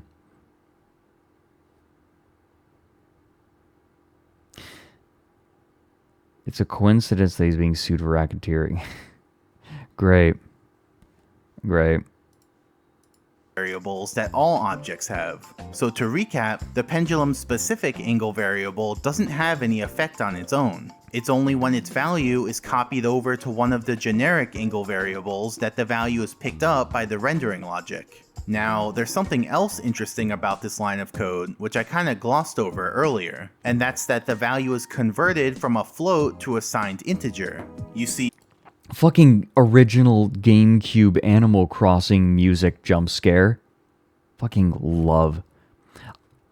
I think that the original Animal Crossing was the first game where I got properly excited for it. God, that game was good. Every variable in the code has a type, which indicates what possible values that variable can hold. Some common variable types are unsigned byte, which holds an integer value between 0 and 255, signed byte, which holds an integer value between -128 and 127, unsigned short and signed short, which have even bigger ranges, and unsigned integer and signed integer, which have even bigger ranges. Now you might wonder, if signed and unsigned integers have the biggest ranges, shouldn't we just always use those ones and never the others? Well, not exactly. See, it's a trade-off because those bigger ranges come at the cost of using more memory. Specifically, here's another column showing how many bytes each type uses. As you may know, a byte is a unit of memory made up of 8 bits. A bit is the smallest unit of memory as it only has 2 possible values, 0 and 1. So in a byte, there are 2 possible values for its first bit, 2 possible values for its second bit, and so on. So in total, a byte has 2 to the 8 or 256 possible bit configurations. Hey Mouth Dart. Hey Fred, how's it going? I'm watching a Pannenkoek video on my stream. I've lost control of my life. I'm okay with this. And each bit configuration is used to represent one value that the variable can have. For example, 100 is represented with this bit configuration. Another example, 37 is represented with this bit configuration. And one more example, 255 is represented... Oh yeah, sorry. Pannenkoek. Hestekoek. Which means horse's dick. Do you like it? With this bit configuration. So the number of values a variable can have is the same as the number of configurations its bits can make, and that's equal to 2 to the power of the number of bits. So let's add another column for the number of bit configurations. So the unsigned byte has 2 to the 8 or 256 bit configurations, which are used to represent the numbers 0 through 255. The signed byte also has 2 to the 8 or 256 bit configurations, but these configurations are interpreted differently, and so they're used to represent the numbers -128 through 127. And then the signed integer has 2 to the 32 or about 4 billion bit configurations, which are used to represent the numbers from about -2 billion through about +2 billion. So these variable types are very useful for when you need to represent integers in your code. But now I ask you this, what if you want a variable that isn't an integer? For example, Mario's x-coordinate shouldn't be an integer, it should be something more like a real number that has a decimal component. So let's compare real numbers to the variable types we've discussed so far. Specifically, we'll do that using this graph.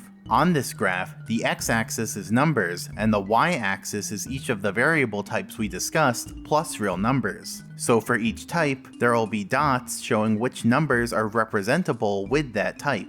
As we're about to see, real numbers have two advantages over these other types. First, if we zoom out, we can see that real numbers have a much bigger range than these other types, since real numbers go from negative infinity to positive infinity. And second, if we zoom in, we can see that real numbers are much denser than these other types, since real numbers contain all decimals. So for variables like Mario's x-coordinate, it would be ideal if we had a variable type that could represent all the real numbers. But obviously, a variable type like that couldn't exist since representing all infinite real numbers would take up infinite memory. And we don't have infinite memory. So we can't represent all...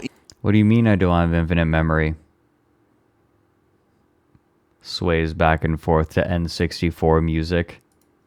Infinite real numbers, but we can still represent a lot of them. And that's where the float type comes into play, whose purpose is to try to represent the real numbers. But a float only has 4 bytes, meaning that it can only represent 2 to the 32, or about 4 billion possible values, because that's how only 4 billion. Many bit configurations it can make with those 4 bytes. Now, if you were the one designing floats and wanted them to be as useful as possible, which 4 billion real numbers would you pick to be representable? Well, let's consider some possibilities. Remember, for this new type to be worthwhile, we want its values to have both a big range and high density, but it seems like we can't have both. For example, if we wanted our new type to have a big range, then one idea would be to only represent every 1000th integer, so like 0, 1000, 2000, 3000, etc. Then the range would be... Oh no, wait a minute. I forgot what video I'm watching. If I start swaying, I'm gonna...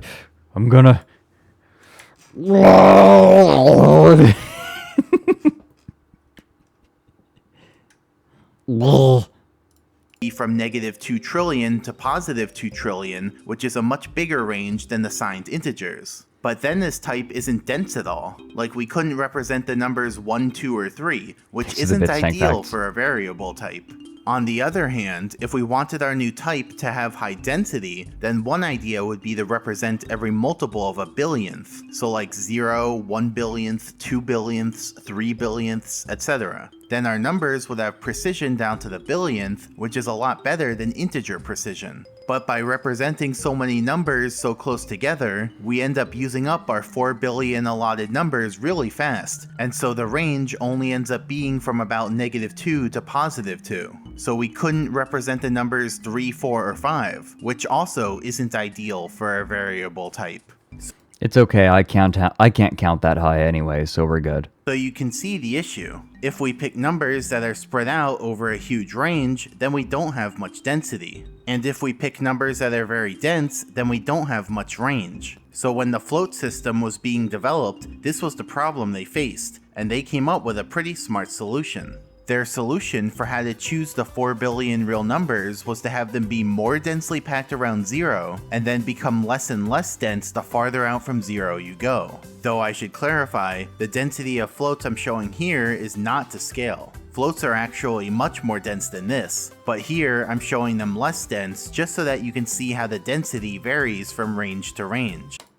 So floats are still used today, and I think that the funniest example of this is in Outer Wilds.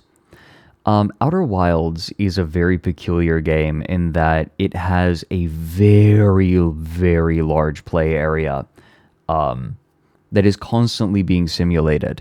So you have like planets rotating around the sun and like things moving. And because the play area is so massive, the developers ran into a problem. How do you get it? How do you create a play area that's massive without creating movement problems when you get to the farther edges of the play area? So what they did was, rather than having the play area be static, they made the player character always be at 0, 0, 0, 0, 0. Always. And when you move, you're not actually moving your character, you are moving the world around you. Yeah, the Futurama solution. Yeah, that there are. It's not like Outer Wilds is not the only game that does it, but it is very thematic. Like, or well, I should say, it's funny how it's like anti-thematic to Outer Wilds.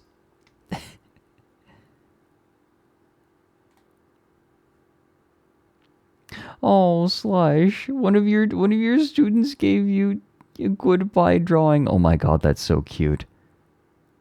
Oh. Commander Keen did that too. Oh, that's so funny. Specifically, every time you go past the power of 2, the float values become half as dense. And the float values between two powers of 2 are all equally spaced apart. So the reason that this isn't the reason that it's done that way is because as float values become like have larger distances between them as you go out to if you go out to the edge of the play map, it becomes much less granular. If you watch other Pannenkoek videos, then you'll get a better idea of what things start to look like. Specifically, if you watch his video about parallel universes, you'll get a stronger idea of what things look like if you are way out from the center. This means there are actually the same number of float values between 1 and 2 as there are between 2 and 4, and as there are between 4 and 8, and so on. Okay, now I'll show floats with their actual density. So the float system works out pretty well, because now you can represent both decimal numbers and really big numbers, just not at the same time. So smaller numbers that are used more often in practice have decimal components with pretty good precision. For example, at the number 3, the gap between consecutive floats is very tiny, coming in at around 0.00000024, so that's pretty precise. And when you need a really large number, you can have it, but your options are less precise. For example, at the number 40 million, the gap between consecutive floats is much bigger, as it's now 4. So not even every integer can be represented as a float at numbers this big. And finally, floats extend to a huge range, going all the way from negative 3.4 times 10 to the 38th to positive 3.4 times 10 to the 38th. I'll show you a float. Take a shit. So anyway, for the variables that we've seen so far, the pendulum's angle, velocity, and acceleration variables are all floats. The pendulum's pause timer variable is a signed integer, and the 3 generic angle variables are also all signed integers. So now going back to the pendulum code, you'll have a new appreciation for this last line. Specifically, in order to copy the value from one variable to the other, the game has to convert a float value to a signed integer value. But wait, how does that conversion work?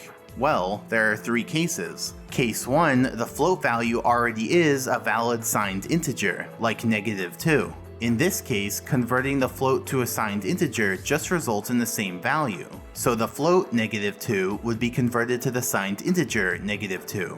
Case 2, the float value has a decimal component, like 3.7. In this case, converting the float to a signed integer just involves removing the decimal component. So the float 3.7 would be converted to the signed integer 3. And then case 3, the float value is outside the range of what a signed integer can handle, like 3 billion. In this case, what do you think happens? Does it go to the closest valid signed integer? No. Does it sort of wrap around to the other side? No. What actually happens on the Nintendo 64 hardware is the game crashes. And so now we know what happens when you make the pendulum swing faster and faster. Eventually, its angle would get so big in magnitude that it would exceed 2 to the 31, which means it can't be converted to a signed integer and the game would crash. So that's the mission. I just love how enthusiastic he is about this. It's lovely. The game crash using the pendulum, and just to make sure the result is accurate, we're going to be doing this on a real Nintendo 64 console, because emulators don't always crash where consoles do. So I spent a few days coding up a brute forcer to make the task for me, and here you can see all my code. Once the task was ready, I sent it to Arc Holmes to run it, because she's a community member with a very robust taskbot setup. So she started the task on her setup and streamed it to Twitch, which included having a timer in chat. And so now, let's discuss what went on during that task. So in the task, I enter TikTok clock, I put the camera into a position where you can see the pendulum, and then I go into a corner and start making dust. You see, I need Mario to make dust on specific frames, and the way I do that is by inputting forwards on the control stick, which causes Mario to walk forwards and make dust on those frames. And the reason I go into the corner is because that makes it much easier to automate the inputs. To illustrate this, let's say I Yeah, red line. Just imagine some Nintendo developer that programmed this like 30 years ago watching this and going, dude, what the fuck?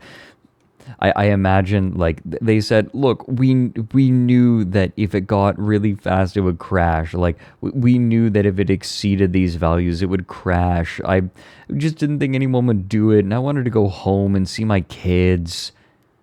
Like, no one was ever gonna do this, and then you did it.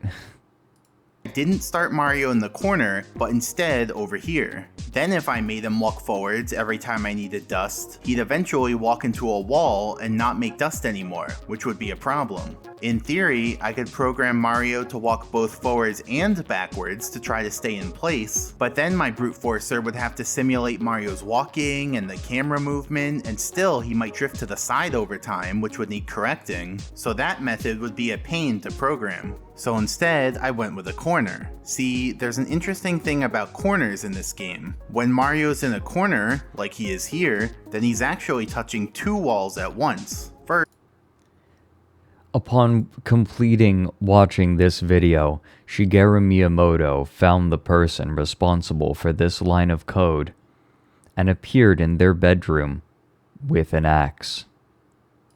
First, the wall of the treadmill in front of him, and second, the wall of the steps on his left. Now there's game logic that checks if Mario's moving into a wall perpendicularly, and if so, he'll start pushing it instead of making dust, like we saw earlier. But this game logic has a flaw in it. It only does the check on the last wall that you're touching, not all of the walls that you're touching. Here, the last wall we're touching is the wall of the steps, which means Mario can only push against the wall of the steps and not the wall of the treadmill. He can walk into the wall of the treadmill as much as he wants and he'll never push it, since there's no check being done on that wall. And so that's why this corner is the ideal place to make dust. Specifically, we can make as much dust as we want while staying in the exact same place, meaning my brute forcer doesn't need to account for Mario moving around. And there's a joke about factories like kicking up dust somewhere in there, but I don't know where it is.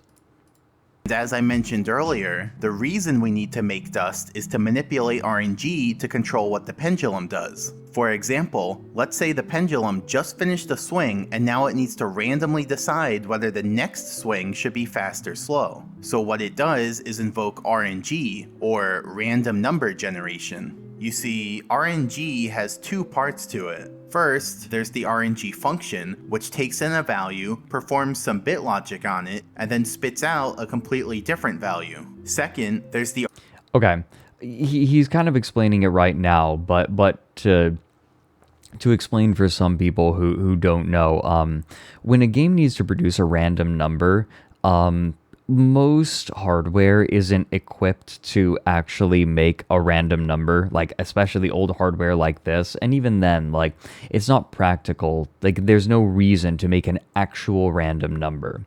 So what you get is exactly pseudo-randomness. Some people in chat are explaining it. Pseudo-randomness is where you take a number of arbitrary values and then use those as the basis for a random number. The idea is that no person is going to be able to control those values, right? So effectively, pseudo-random is random. It's random enough, like, because the player doesn't have control over it. But here's the thing. Here's the thing. With things like TASes and and being able to actually look at the code that is running, you can do things in the game to manipulate that random number generation. So one of those things that can affect the random number that is made. Hey, Nolity, thanks for the 7 months. Nolity. But you can control that random number, and one of the ways is by spawning in particles. And dust is a particle in Super Mario 64. So by creating dust on specific frames, you can affect the random number, so it's no longer random anymore, because it technically never was random. Basically, what that means is that they can take a number that's supposed to be random and control it by spawning dust. Does that make sense?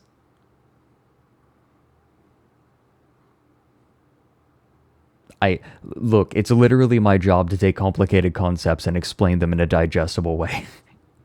I better be fucking good at it. If not, I'm bad at my job. Not in the fucking slightest? Fuck. Basically, by spawning in dust at just the right time, they can make the random numbers do whatever they want.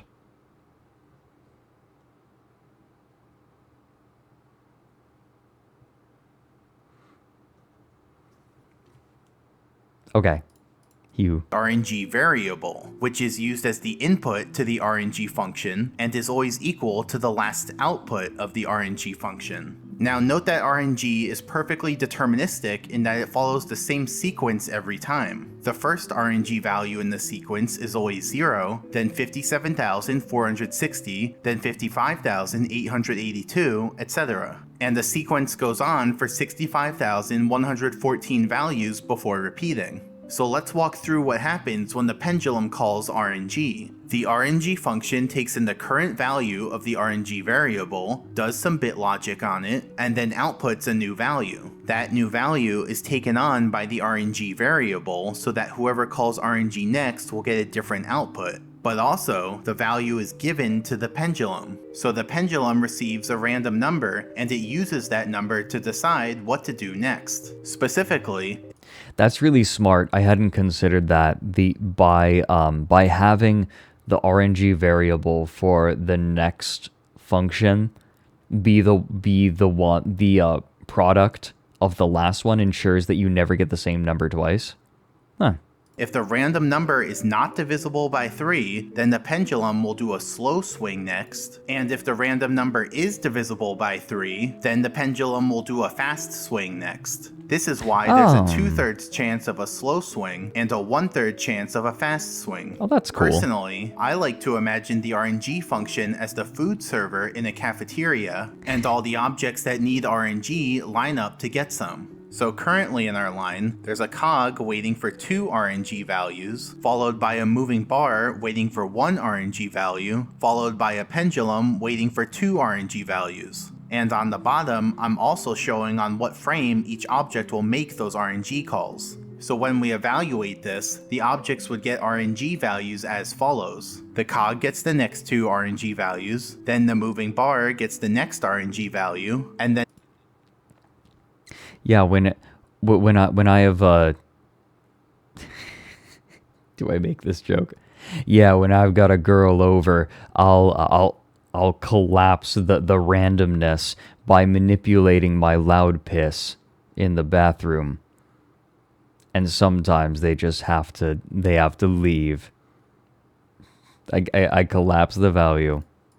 And the pendulum gets the next 2 RNG values. So let's say we want the pendulum's next swing to be fast. According to this, the pendulum's going to receive RNG value 56,497, and that number will be used to decide whether the next swing will be fast or slow. Yes, quantum pissing. Thanks for the 100 bits, Ender Cobra. Elizabeth about to show you the door, yeah. Then along came David, a man who was involved in a boating accident, after which he had to have his pea sack removed.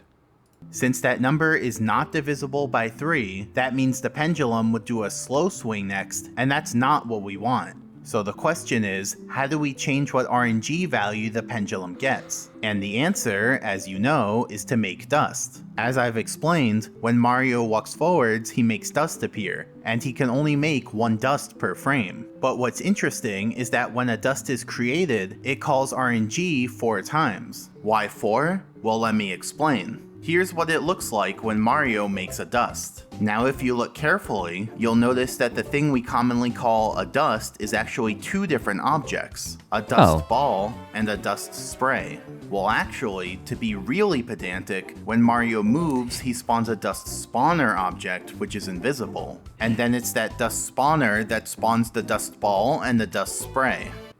Listen, Pannenkoek. I am here for you to be as in any other context, yeah, I want you to be pedantic. Just be as pedantic as you possibly fucking can. I'm here for this. Give it to me. By default, those 2 dust objects would appear exactly at Mario's position, but the programmers didn't want that. They wanted the dust to look more random, and so both dust objects are given random offsets to their X positions and random offsets to their Z positions. As you can see, the 2 different dust objects both call RNG twice, and so that's why RNG is called 4 times in total when Mario, quote, makes a dust. Okay, now that we're all certified experts on dust, let's get back to the model. Currently, we want to change what RNG value the pendulum gets. To do this, let's make dust on frame 2, which you can see because now our line of objects has a new member. Now when we evaluate who's going to get which RNG value, it's different because the dust uses up 4 RNG values. And so all the objects after the dust now receive different RNG values. So this time, the pendulum receives RNG value 30,024 to decide whether to go fast or slow. Since that number is divisible by 3, that means the pendulum will do a fast swing, which is what we want. But now let's take a look at the second RNG value that the pendulum receives. This value is used to determine whether the pause timer becomes positive, thereby causing the pendulum to pause for a bit between swings. Specifically, the pendulum will only pause if this RNG value is even, and since it's... I hope... No, what Jason says makes a dust sounds like euphemism. Like a euphemism that the youth use, a TikTok term. There's a part of me that hopes that information from this video becomes like a part of the lexicon, right? Like making dust means like making something certain. Look, hey, like if you want to meet with someone, look, I just want to make dust with you and figure out like what we're doing here. Make sure we're all on the same page. Thanks to the 18 months, Curry murmurs. Becomes. Yum yum yum yum.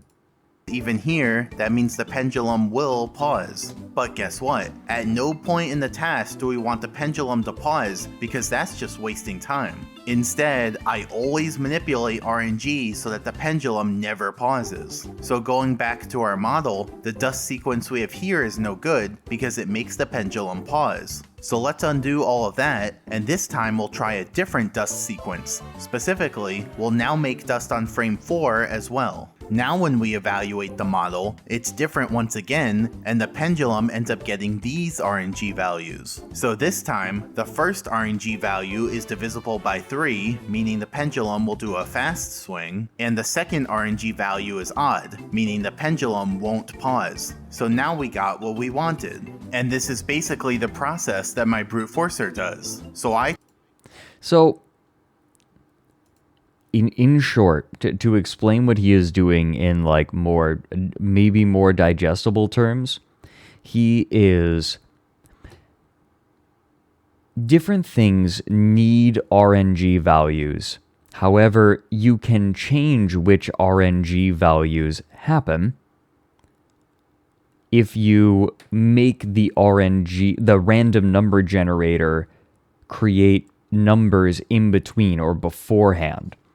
So basically, you slide in early and you say, okay, give me those numbers, give me those random numbers instead, and that will change the numbers that that the object you want to have a specific value will get.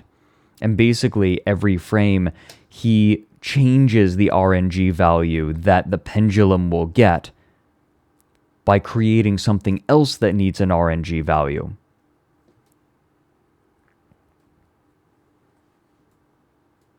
Does that make sense? I don't know if I did it any better. Tell it.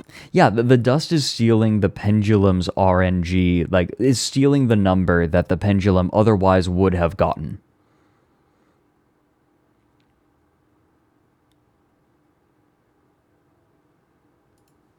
Yeah, Farah put it really well. You give all the bad numbers to the dust so the good numbers can go to the pendulum and make it spin more. Yes. The dust eats up the numbers that you don't want, and you just allow the dust to eat up the numbers until you get the number that you need. Find a fast swing with no pause or a slow swing with no pause, then it'll create a dust sequence, calculate what the pendulum does for that dust sequence, and then check whether that meets the criteria that I specified. If the check fails, then the brute forcer moves on to the next dust sequence and tries again. So it repeats this until it finds a solution, and then that solution is added onto the test. And that was all just for one swing. In reality, this process gets repeated for every swing in the task, making sure that every swing is the exact kind of swing that we want. But now the question is, what kind of swings do we want in the task? Do we want a lot of fast swings, a lot of slow swings, or maybe some combination of the two? Well, what kind of swings we want is actually going to depend on how far into the pendulum manipulation we are. In fact, there are 3 different phases of the pendulum manipulation, and right now we're on phase 1. So this dude is talking about increasing the speed of a pendulum like he's explaining a fucking ramjet. The better question is, what kind of swings do we want during phase 1? To answer that, we need to do some analysis. But the thing is, analyzing the real pendulum is a bit difficult since its numbers are so big. So instead, we're going to be looking at a much simpler pendulum, which I call the mini pendulum. The mini pendulum is a fake testing pendulum that This is my pendulum. This is my pendulum. So instead, we're going to be looking. And this is your pendulum. Pendulum that I created, and it has the same logic as the real pendulum, but with one major change. Instead of having acceleration magnitudes 13 and 42, it instead has acceleration magnitudes 2 and 3. These numbers are much smaller, so it'll be easier. Teleporting helicopter, thanks for the 5 months. If you come back later and you need it, I'll copy paste it for you. To visualize what's going on. Additionally, we'll continue to say that the smaller acceleration magnitude of 2 is a slow swing, and the bigger acceleration magnitude of 3 is a fast swing. So thanks for the 100 bits, Emmy. Pendulum is the new trombola. What did trombola mean to you beforehand? To recap, we're now going to look at the behavior of this mini pendulum because its small numbers make it easier to analyze, while at the same time it exhibits properties that we see in the real pendulum.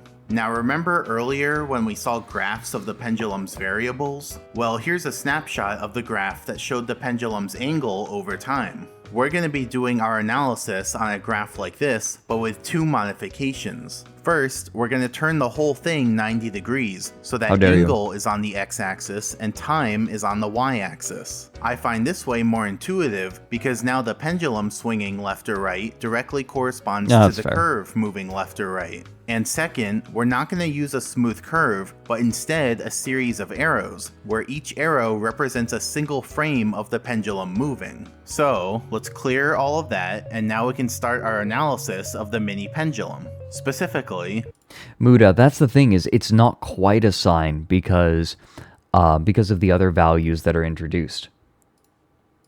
Let's say our mini pendulum starts at angle -11 and has velocity 0, meaning it's about to start a new swing. And this swing will have acceleration magnitude 2, meaning it's a slow swing. So the pendulum would go like this. It'll swing with velocity 2 for a frame, then velocity 4 for a frame, then velocity 6 for a frame. So notice that its velocity started at 0 and then increased by 2 each frame, going from 0 to 2 to 4 to 6. And the reason it increased by 2 is because 2 is the acceleration magnitude. But once the pendulum goes past angle 0, then the acceleration sign switches from +1 to -1, and so the velocity starts decreasing by 2 each frame. So next it'll swing with velocity 4 for a frame, then velocity 2 for a frame, then velocity 0 for a frame. Now, I'm not going to draw an arrow with 0 velocity because it would have 0 length. But also, it's debatable whether that frame should be included in this swing, the next swing, or neither. So for this demonstration, frames with 0 velocity are just not going to be considered part of any swing, and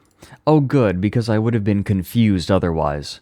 will be completely omitted. So anyway, this is what a typical swing looks like, and all the info I explained earlier about the pendulum variables still applies. So let's go through the variables now. The pendulum's angle is represented by the points that the arrows land on. The angle changes quadratically as it increases at an increasing rate during the first half of the swing, and then increases at a decreasing rate during the second half of the swing. The pendulum's velocity is represented by the lengths of the arrows. So the velocity increases linearly during the first half of the swing and decreases linearly during the second half of the swing.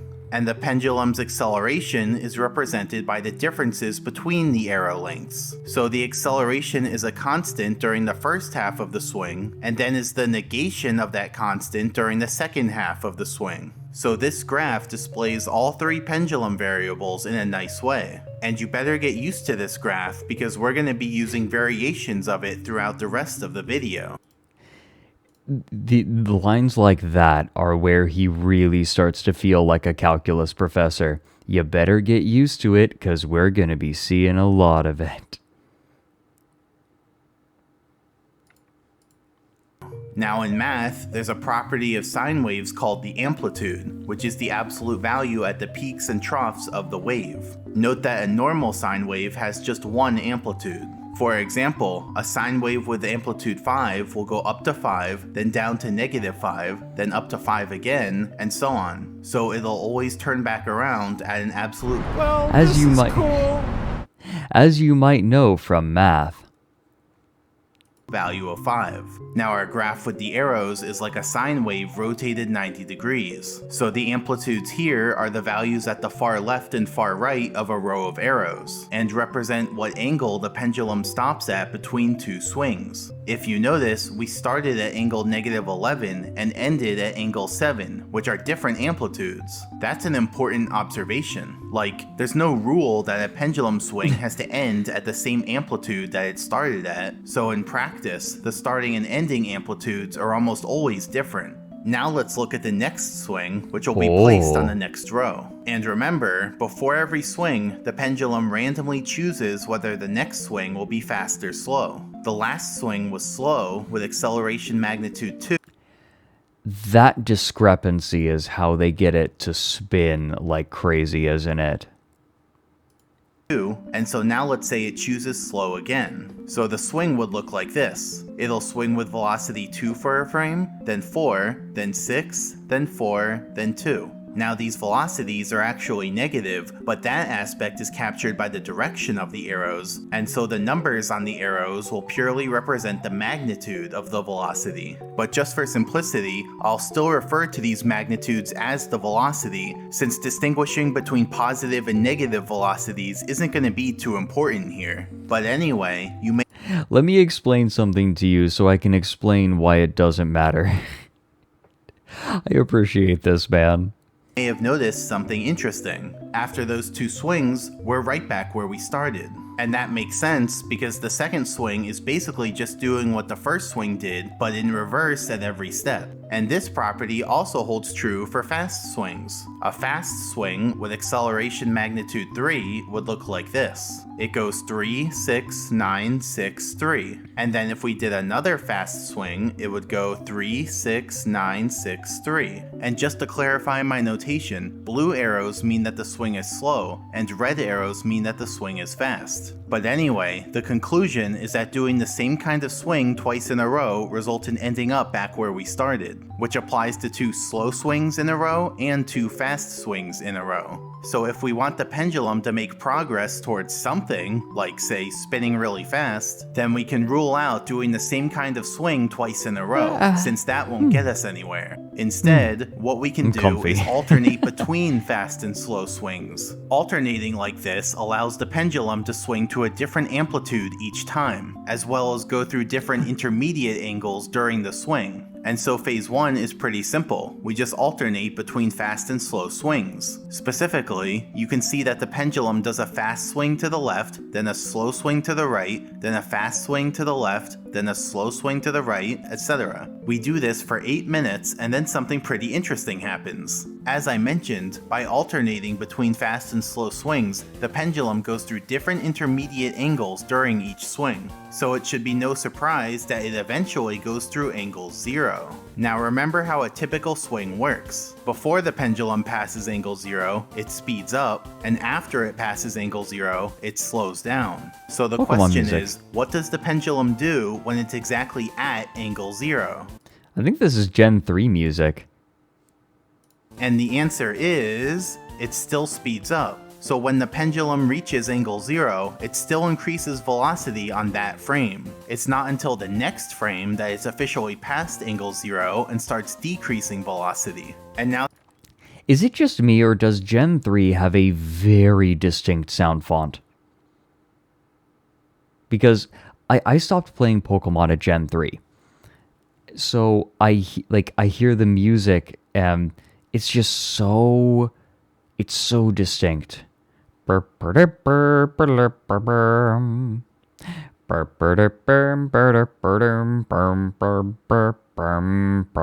I rotate myself at least 5 degrees?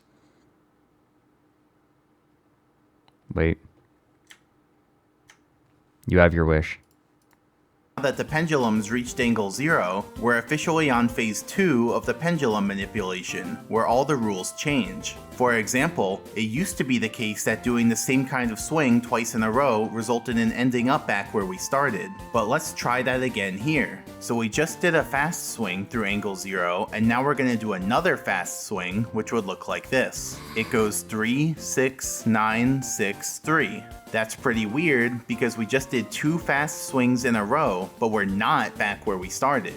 And that's the beauty of angle 0. A pendulum at angle 0 will increase its velocity regardless of which way it's swinging. So now, if we just continue doing fast swings, then each time the pendulum will swing through angle 0. This allows the pendulum to increase its velocity 1 extra time per swing, which I'll now highlight. As you can see, each swing reaches a max velocity that's 1 increment higher than the previous swing's max velocity. First it added a 6 to its velocity sequence, then a 9, then a 12, then a 15. You can think of these new velocities as a sort of speed boost that the pendulum gets every time it reaches angle 0. And because of these speed boosts...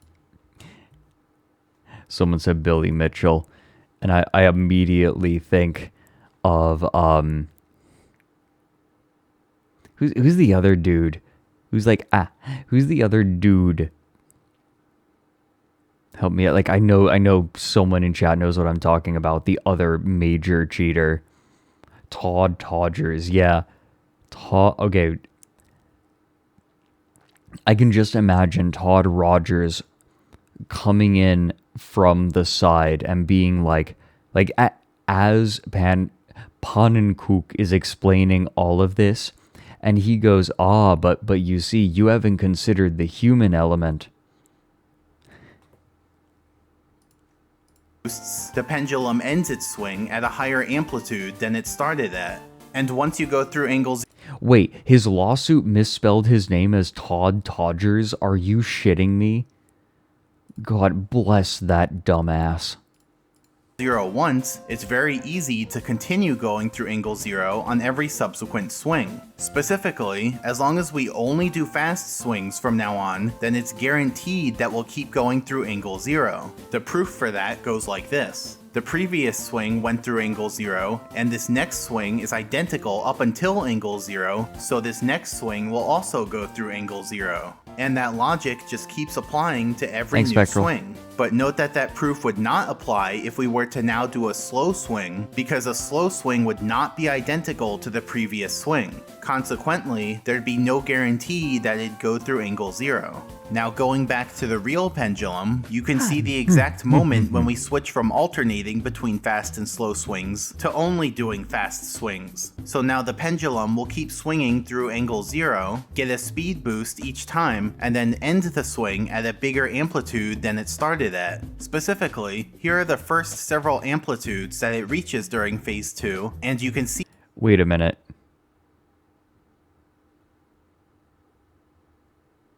Doesn't if oh my god, someone in chat said if it was gonna be anyone doing in-depth Mario 64, it was gonna be Pannen. Already being called out.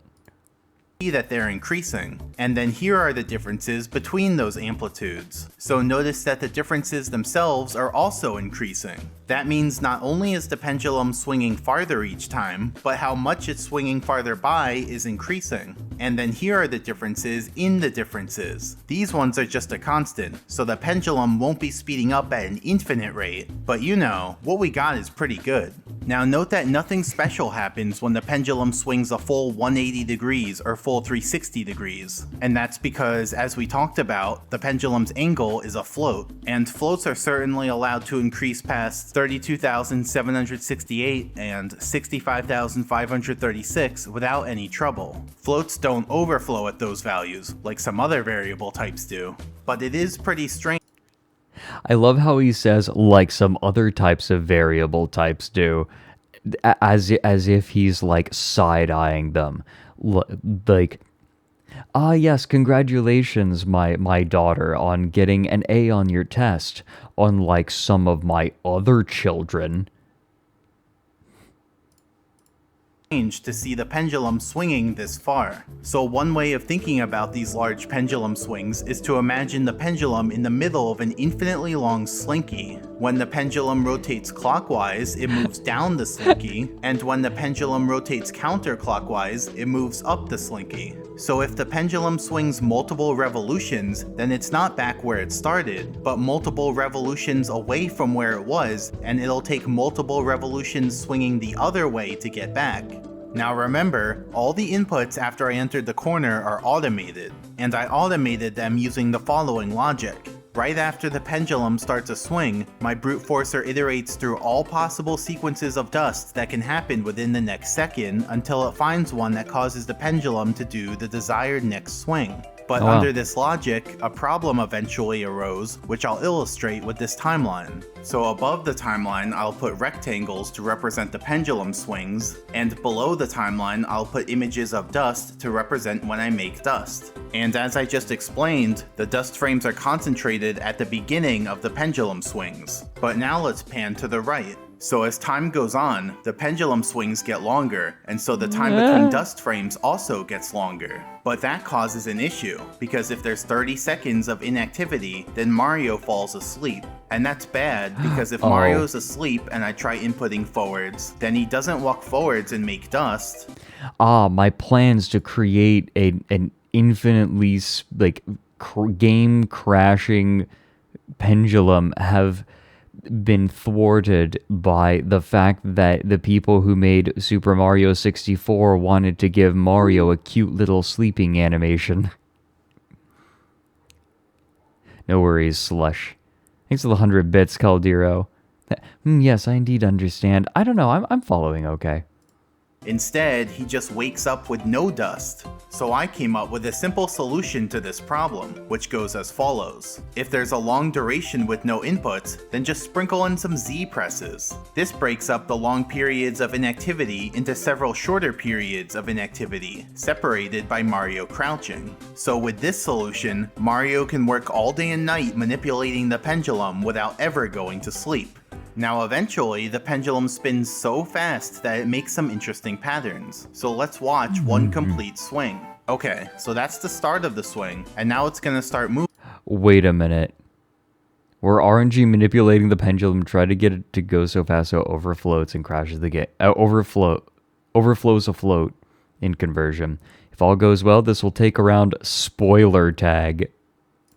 Moving faster and faster. At certain points, its velocity syncs up in just the right way for it to look like spokes on a wheel. See, that's 5 spokes, and now it's doing 4 spokes. And then a bit later, it's down to 3 spokes. I wonder how many spokes it'll do next. Well, surprise, it's back up to 5 for a second, and then we're finally down to 2, meaning it covers a whole revolution in just 2 frames. Now we're past the halfway point, so the pendulum's gonna slow down and do the spokes in reverse order. So we just did 5, and now we're doing 3 spokes again. Now who remembers what's next? If you said 4, you were right, and after 4, it does 5 again for a second, but sadly, now it's going too slow to make any more spoke formations, though it still has enough speed to do a few more revolutions. Finally, it stops, turns around, and does the whole thing again. So that's what a swing looks like when you get this far into phase 2.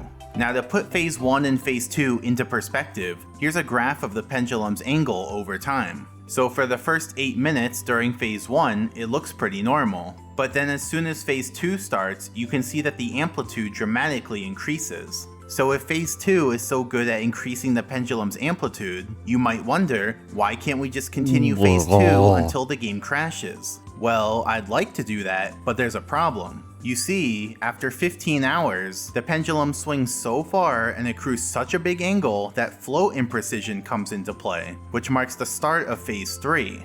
Remember, back when we talked about floats, we established that floats are more densely packed around 0, and then become less and less dense the farther out from 0 you go.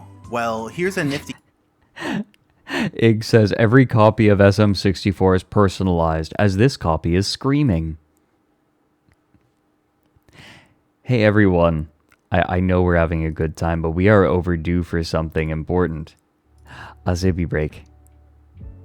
No, I will not unangle myself. I think we're gonna finish this video. Do you guys want to finish this video on stream? You guys down for that? Because I'm just enjoying myself. Alright, cool. Well, if we're gonna finish it first, I want to have sex with the brown M&M. I'll be sure to get in a quick fuck with the brown M&M in between during the sippy break. Everyone, stand up, stretch your legs, stretch your arms, get yourself a sippy. We'll see you in just a couple of minutes. We're gonna finish this up.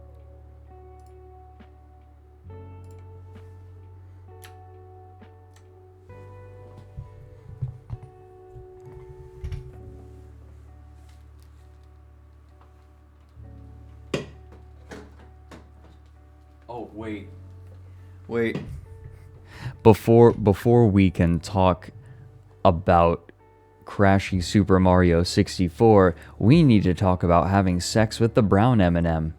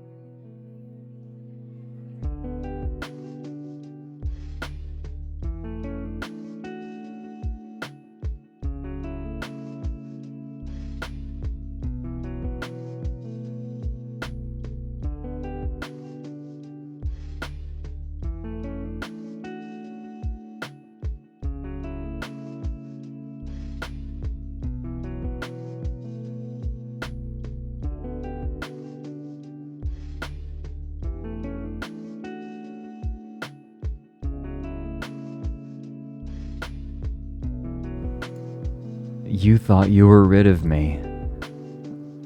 Oh.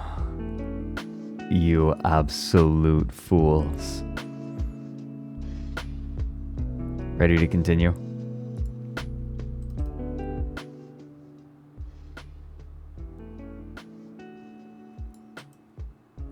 I'm ready to continue. I'm here for this. Gimme. Table showing the precision of floats in several different intervals, though there are actually more intervals before and after what's shown here. But anyway, on the left we have intervals shown in both exponent and decimal form, and on the right we have the gap size between consecutive floats in those intervals, shown in both exponent and decimal form. For example, between 1 and 2, floats are very densely packed, as the distance between consecutive floats is 2 to the negative 23. But farther out from 0, between 2 to the 25 and 2 to the 26, the distance between consecutive floats is 4, and that distance just keeps doubling with each interval. And that's a problem for us, because now the pendulum's angle is getting so big that it's reaching those intervals where not every integer can be represented.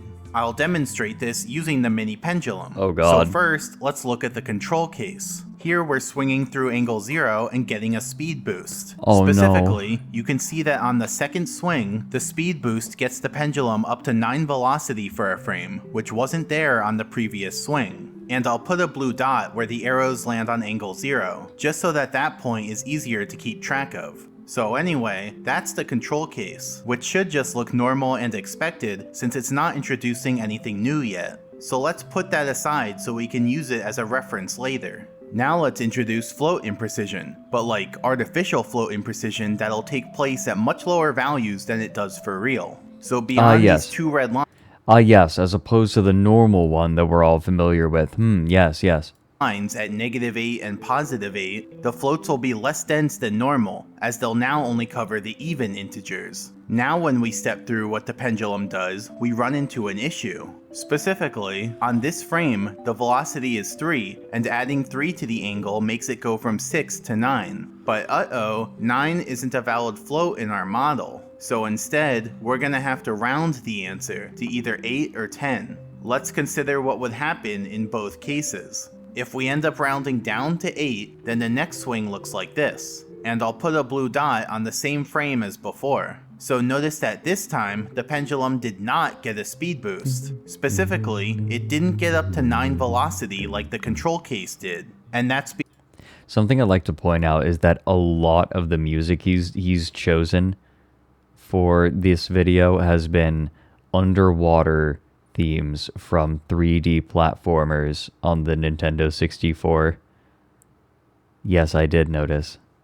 Because the blue dot that used to be on angle 0 is now on angle -1, meaning it's past angle 0, and so the pendulum slows down at that point. So let's put that aside so we can use it as a reference later, and now let's start a new one that gets back to where we were so we can see what happens the other way. So now if we end up rounding up to 10, then the next swing looks like this. And it doesn't really matter how that last arrow gets rounded, since that's not the focus here. Also, I'll put a blue dot on the same frame as before. So notice that this time it did get the speed boost. Specifically, it went up to 9 velocity just like the control case did. And that's because the blue dot that used to be on angle 0 is now on angle 1, meaning it's before angle 0.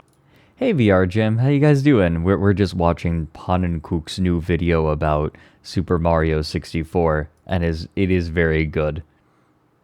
And so the pendulum still speeds up at that point. So as you can see, whether we round up or down is actually pretty important, because it determines whether the point that used to be on angle 0 will now be before or after angle 0, which in turn determines whether we still get the speed boost or not. So how do we determine which way to round? Well, when a calculation lands between two float values, there are actually a few different ways that can be used to round. These include rounding towards 0, rounding towards the positive direction, rounding towards the negative direction, and rounding towards the nearest valid float. Super Mario 64 on the Nintendo 64 uses that last one, where it rounds to the nearest valid float. However, that still doesn't tell us what happens here, because 8 and 10 are both the same distance away from 9, so neither of them is the closer one.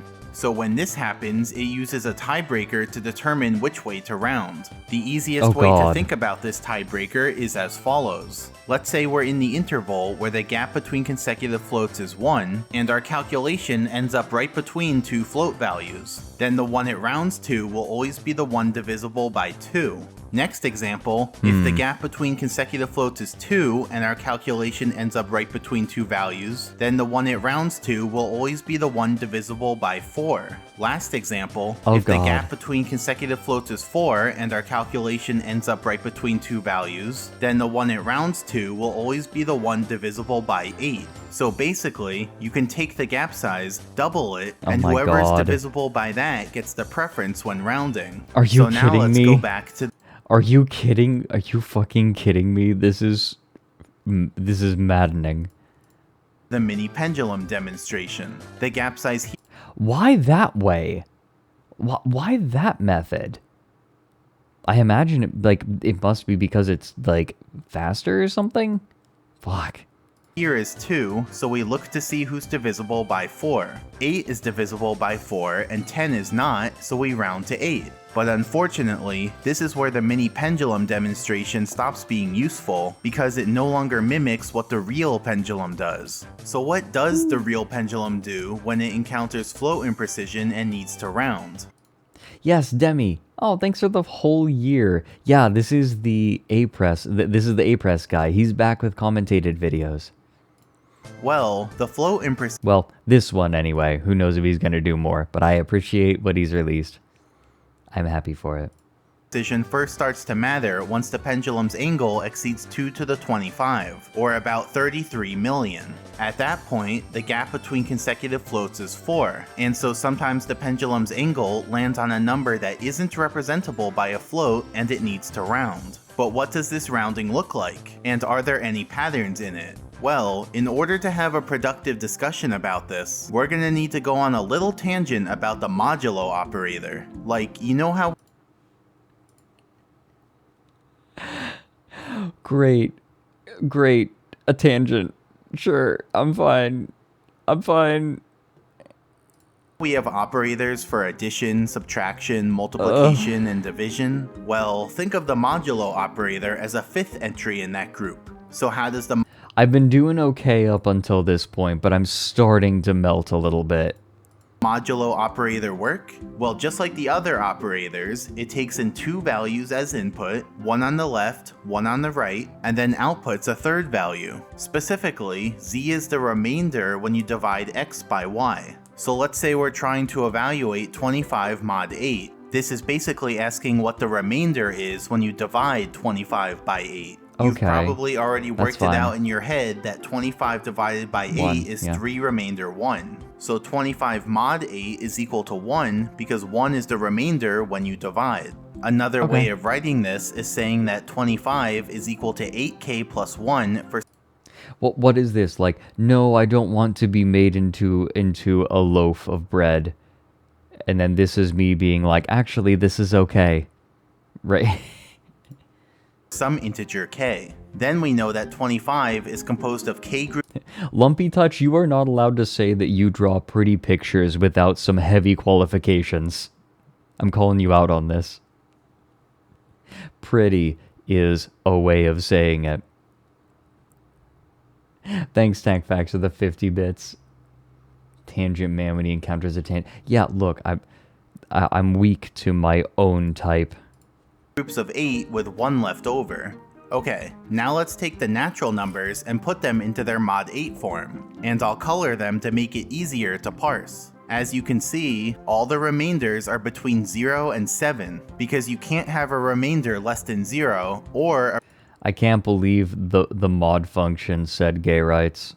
A remainder as big as the number you're modding by, which is 8. Furthermore, the sequence of remainders makes a nice pattern. It goes 0, 1, 2, 3, 4, 5, 6, 7, 0, 1, 2, 3, 4, 5, 6, 7, and just keeps repeating that. And that makes sense, because as you add 1 to the input number, the remainder also goes up by 1. Well, unless you're adding that 1 to a number with remainder 7, in which case the remainder wraps around, going from 7 to 0. Similarly, you could subtract 1 from the input number, which would cause the remainder to go down by 1. Well, unless you're subtracting that 1 from a number with remainder 0, in which case the No, this makes remainder sense. wraps around, I going get from it. 0 to 7.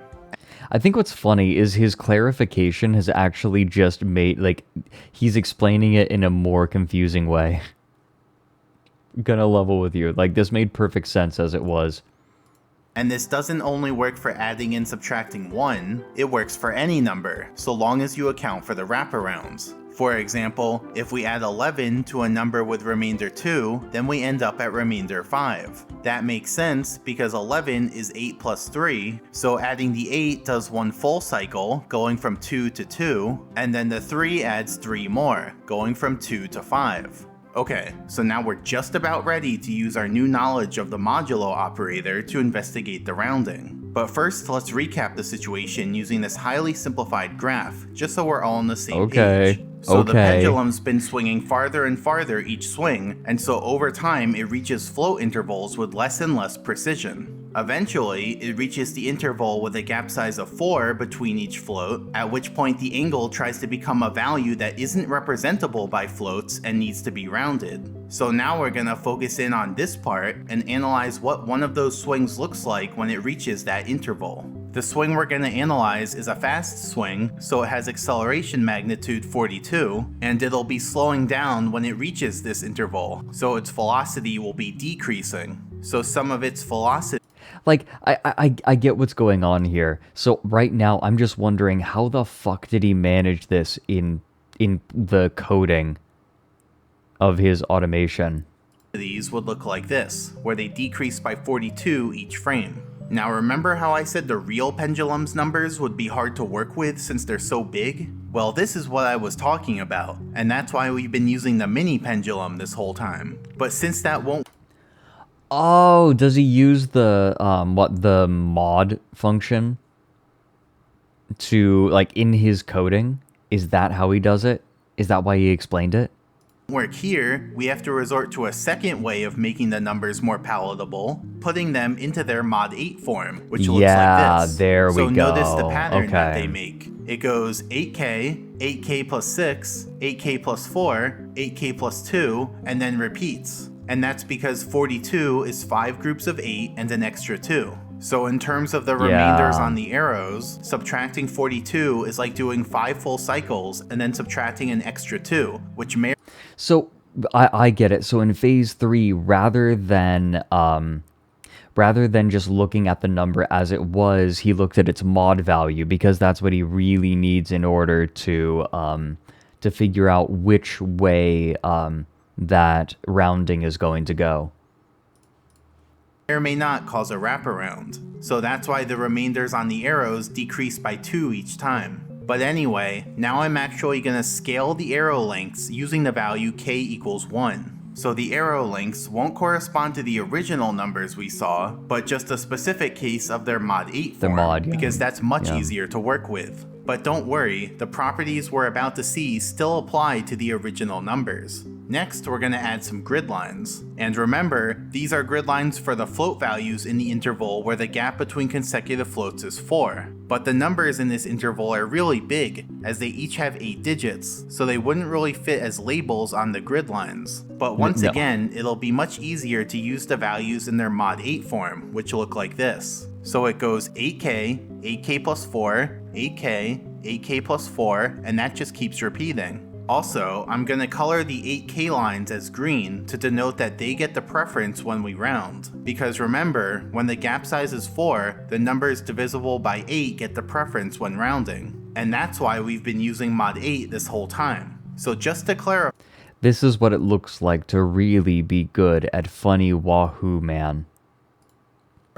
Both black lines and green lines are valid floats, but if a calculation lands right between them, then we round to the green line. Now you may have noticed that the arrows are currently not on the grid, which was deliberate. That's because we're going to place the arrows onto the grid one by one to see if we notice any patterns in the rounding. Think of it like one of those games where you drag clothes onto the character, but in this case we're dragging arrows onto a grid, which I think we can all agree is much more exciting. But anyway, we actually have 2 cases to consider, because we could place the first arrow on a green line or a black line. So let's look at both cases, starting with the green line case. So the first arrow goes here and lands on a green line, which is a valid float. The second arrow goes here and lands between two lines, so we round to the green line. That rounding increased the angle by 2, which I'll mark.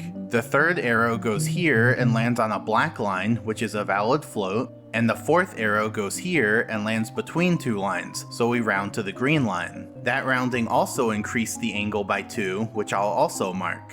And now we're once again placing an 8K arrow on a green line, which is how we started. Consequently, the pattern just ends up repeating what we did already and looks like this. Now let's consider the second case where we start on a black line, and we'll use a fresh set of arrows. So the first arrow goes here and lands on a black line, which is a valid float. The second arrow goes here and lands between two lines, so we round to the green line. That rounding decreased the angle by 2, which I'll mark. The third arrow goes here and lands on a black line, which is a valid float. And the fourth arrow goes here and lands between two lines, so we round to the green line. That rounding increased the angle by 2, which I'll mark.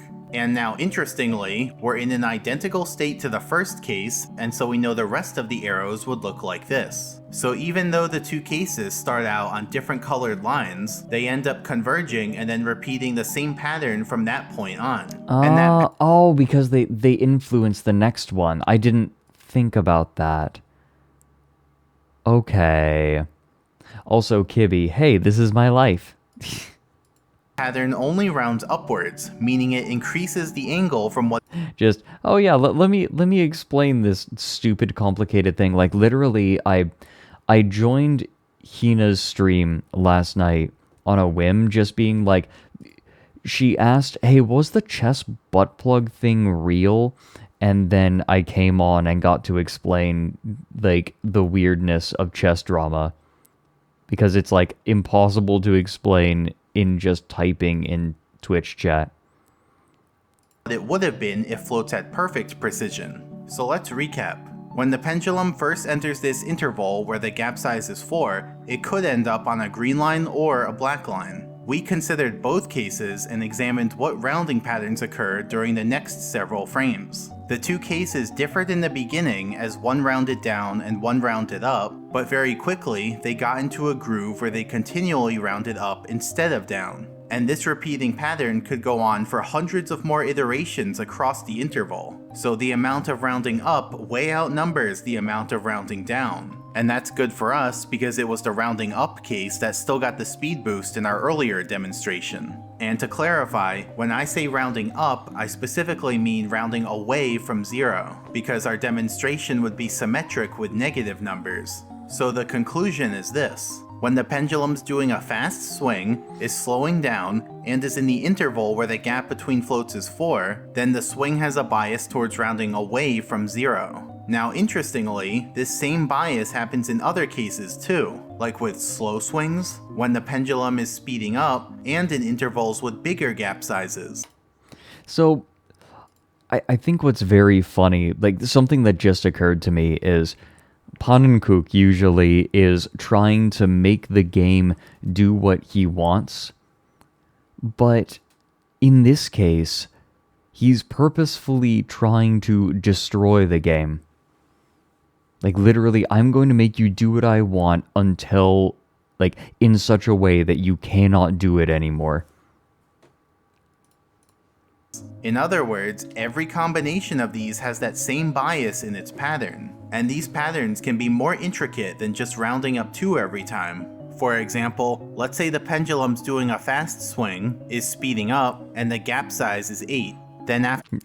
But before we can talk about this, we need to explain what a gap is. Imagine the area between the two thighs of a shoddy. That's an easy way to think about it. After the pendulum gets into its groove, the repeating pattern is round down 2, round up 2, round up 4, and that goes on for a while. Shoddy. So that means each instance of the pattern increases the angle by 4 from what it otherwise would have been if floats had perfect precision. So basically, whenever the pendulum encounters float imprecision, the net effect of its roundings will always be a movement away from 0. So, now that we know how the rounding works, I'm going to show a very simplified demonstration of the swings during Phase 3. And for now, let's assume that we only do fast swings. Also, in this demonstration, I'm not going to show any numbers on the arrows or grid lines. Instead, this demonstration is more about showing the overall gist of what happens. So here are several fast swings, and for now, I'm drawing them as if floats had perfect precision. So this is basically what we saw during Phase 2, when Could you imagine if he finished this video and said, actually none of this is true and I made it all up?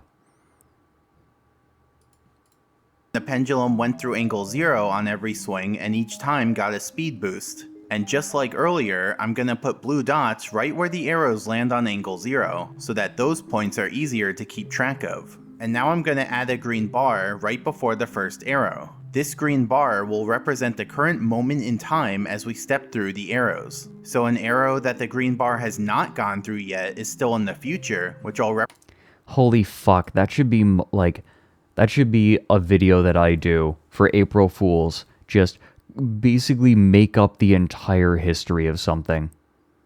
Just completely make it up. Whole cloth.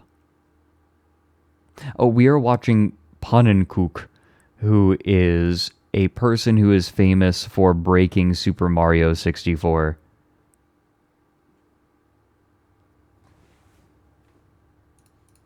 represent by making the arrow translucent. But once the green bar goes through an arrow, it means that the arrow frame happened and is now in the past, which I'll represent by making the arrow opaque. But here's the caveat. The future arrows will be drawn without any float rounding. So think of them more as idealistic predictions rather than a guarantee of what will happen. So when the green bar goes through an arrow, the arrow might change length a bit. And that's because when the arrow was in the future, it had perfect precision, but once it transitions to the past, it may have to round its result a bit due to float imprecision. And when an arrow changes length, that'll instantaneously affect the positioning of all the arrows after it. Guys, Also, don't listen to the him. future He's a arrows will furry. For the funny thing for that redeem, I think, is the operative part of that wasn't he's a furry, it's a don't listen to him.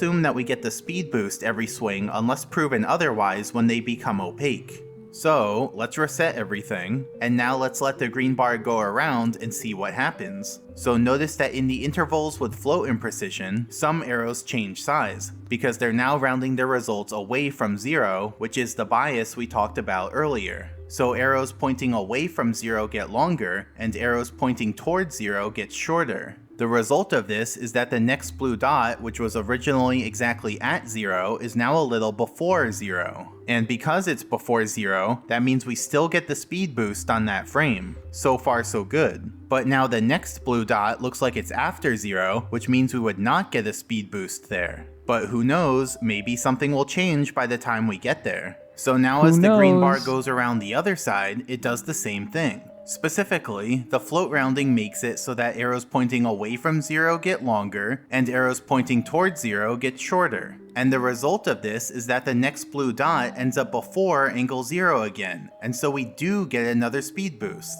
And this pattern keeps continuing. So to summarize, when the green bar goes into the intervals with float imprecision, it pulls the future blue dots closer. And then by the time the green bar gets to the next blue dot, the blue dot is before angle 0, and so we get another speed boost. And that's the crux of Phase 3. So basically, the float imprecision messed up the perfect system we had during Phase 2, where we just went through angle 0 every swing, but luckily, it messed it up in a way that's pretty much just as good, since now we still get a speed boost every swing. So now let's skip ahead to a bit later and on a slightly different graph.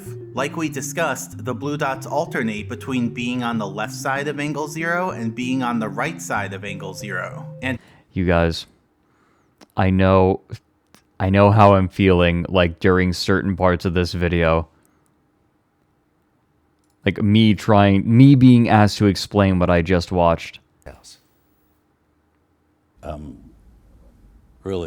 Really sorry. It's important that they switch sides every iteration so that we get the speed boost each time. But over time, one side ends up pulling the points a little harder than the other side, and so the points end up drifting to one side. So much so that they would stop crossing angle 0. And that's a problem because then we would no longer get a speed boost. Instead, the pendulum would perpetually do the same 2 swings back and forth, rather than increase its amplitude. It's just like we saw during phase 1 when doing 2 fast swings in a row resulted in ending up right back where we started. But luckily, there's an easy fix. See, all the swings we've been doing in phase 3 have been fast swings. So the fix is to just throw in an occasional slow swing. That sort of mixes things up and gets the blue dots back on track for a while. If you're curious, here's a graph of the real pendulum's values for the blue dots. On this graph, the x-axis is time and the y-axis is angle, and then the red area is the range that the blue dots oscillate between. So as we step through time, it's important that the bottom blue dot stays below angle 0 and the top blue dot stays above angle 0. That way we get the speed boost each time. But you can see that the red area tends to drift up or down over time, and so I use the occasional slow swing to fix it, represented by the blue vertical lines. So that's the basics of phase 3, and how we're still able to make the pendulum swing faster despite the float imprecision. Interestingly, the pendulum eventually swings so fast that it covers a whole revolution in just 1 frame, which you can see right now. So the pendulum looks like it stops and then keeps going, but it was actually moving the whole time. It's just like when a helicopter's blades appear to be still, but in actuality, they're just moving at a rate that syncs up with the camera's frame rate. And then a bit later, the pendulum's... Oh my god, have you seen the conspiracy theorists who, like, say that syncing up is, like, it's somehow related to a conspiracy? Fucking love that baked brain shit. Swings a little faster than 1 revolution per frame, causing it to look like the pendulum does a little mini swing. But that little mini swing wasn't a full swing, it was just part of a much longer swing. Specifically, a part where the pendulum was going a little under 1 revolution per frame, then a little over 1 revolution per frame, and then a little under 1 revolution per frame. So anyway, we're on the 3rd and final phase of the pendulum manipulation. So how long do you think phase 3 lasts 23 for? hours. Maybe a day? 2 days? 3 days? 4, 5, 6, 7, 8, 9, 10, 11, 12, 13, 14, 15, 16, 17, 18, 19, 20, 21, 22, 23, 24, 25, 26, 27, 28, 29, 30, 31, 32, 33, 34, 35, 36, 37, 38... 39 days. That's right, we left the console on for 39 days. So shout out to R. Combs, who programmed her taskbot so well that it went 39 days without missing a single input. Jesus Christ, seriously? Fuck. That is actually incredible. This wouldn't have been possible without her. And so, after 39 days of pendulum manipulation, we finally get to the end. The point where the game should crash from trying to convert a really large float value into a signed integer. But, would it crash? Were all my calculations correct? Did I create the task file just right? Did the taskbot execute every input perfectly? We're about to find out, and it crashed, exactly as planned. And then everyone celebrated in the chat. Let's see what we got here. Arcombe says it worked. Yup, and big thanks to you. Kierio04 says, Little Quillicooks no quid bohu kaubka. Okay, I guess... That was fucking flawless. Are you kidding me? Here. Arcombe says it worked. Yup, and big thanks to you. Kierio04 says, Little Quillicooks no quid bohu kaubka. Okay, I guess that's technically a message. Notepad Bridges says, Happy New Year. I should mention, we timed it so that the crash would happen at midnight on New Year's 2022. So it did take me a while to finish making this video. Little Tooncat says, I was here, YouTube. Huh. I guess Apple's been working on their own version of YouTube. SwagDude69 says, it did the thing. Yes, it did. Mr. Noodle Bear says, Poggers, Pannen is real poggers. Yup, I'm real sassy. Okay, one more. Lemon32767 says, here's to another year of TTC research. Well, we did reduce all the remaining TikTok clock stars to 0 presses in 2022, so I Wait, he actually did? I haven't been keeping up. guess thanks for the good wishes. And so now, I think it would be cool to go over some stats about the pendulum's journey. So Holy first there shit. was phase 1, which is before we reached angle 0. During this phase, we alternated between fast and slow swings. This phase lasted 8 minutes and consisted of 290 swings. The swings in this phase lasted around 1 to 2 seconds, depending on whether they were fast or slow. Then there was phase 2, which is when we went through angle 0 on every swing. During this phase, we always did fast swings. This phase lasted 15 hours and consisted of 1,245 swings. The swings in this phase increased in length from 1 second all the way up to 1 minute. And finally, there was phase 3, which is when we dealt with flow imprecision. During this phase, we mostly did fast swings, but with the occasional slow swing to fix the drift. This phase lasted 39 days and consisted of 8,854 swings, of which That is not nearly as many as I would think, but I guess it just takes forever for it to swing back every time.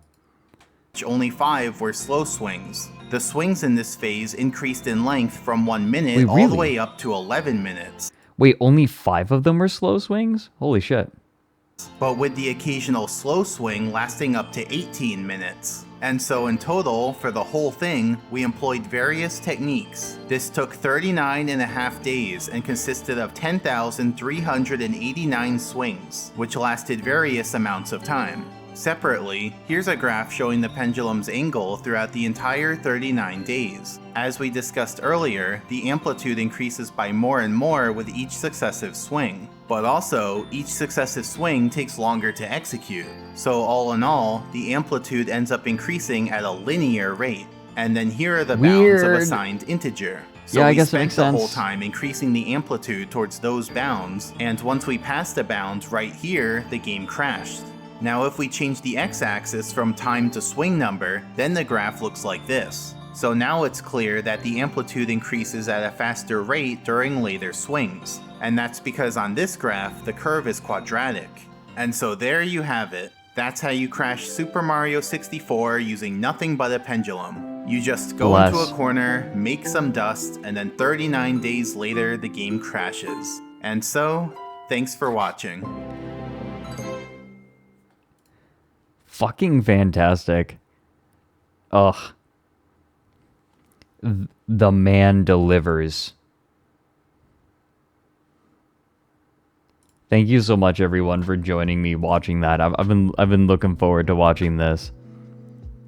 I figured watching it with all of you would be fun and comfy. Scroll down, you can see TJ Henry Yoshi having a character arc. What do you mean?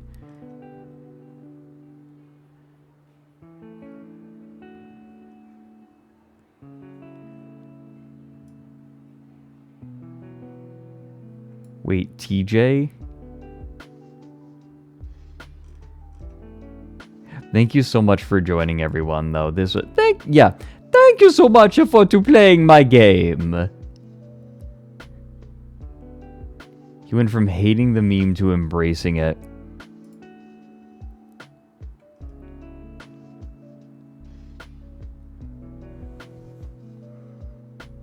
TJ Henry. Oh, he was the person who was like, you can't have half an A press. Oh, I see. I see.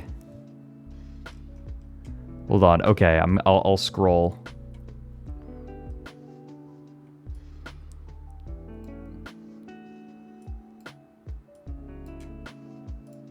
Here, I'll do the scrolling myself. Let me look. TJ, where are you? Where are you, bitch? Now you know what, you can come along. You can come along with me on this. Okay, wait. TJ Yoshi? I'm looking. How far do we have to scroll for this? YouTube comments. Yeah, are we gonna get banned for showing these?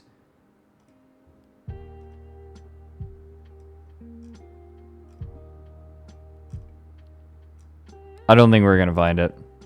Fourth down from the top. Oh, what was it? Orange? Orange Yoshi? Is this them?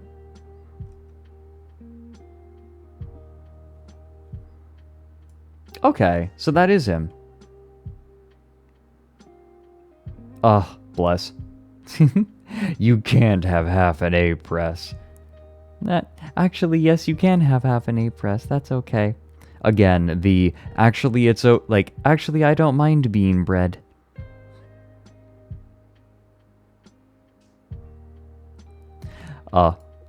This was just comfy. Thank you all for joining. I don't always have something like super exciting for a stream, especially right now while I'm finishing up the new video and I have so much going on, and I also am going to be doing a lot of other bureaucratic nonsense soon. So, like, sometimes it's just gotta be simple, and I hope that's okay. This was comfy though. Thank you, everyone. Hey, let's check out. Okay, I get the feeling that there aren't going to be a lot of bingo cards. We'll check out Tiawa Bingo though, but we're going to look at the bingo and the art, and then we will scoot.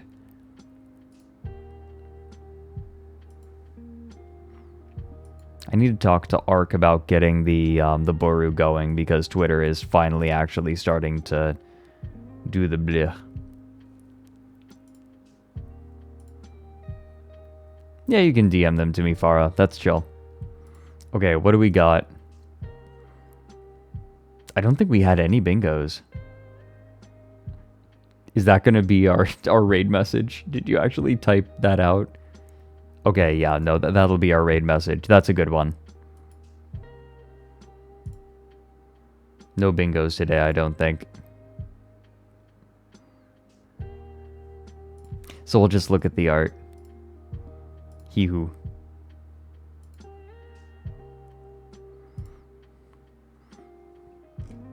Okay.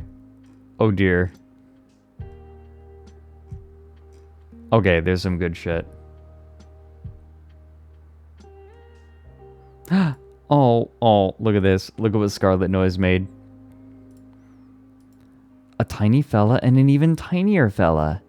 What if I put a tiny fella on top of a tiny fella? That's a good way to be. I am glad to be a tiny fella with a tinier fella on top.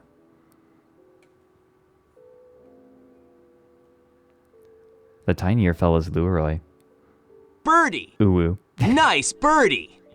Good birdie. It is a good birdie, isn't it?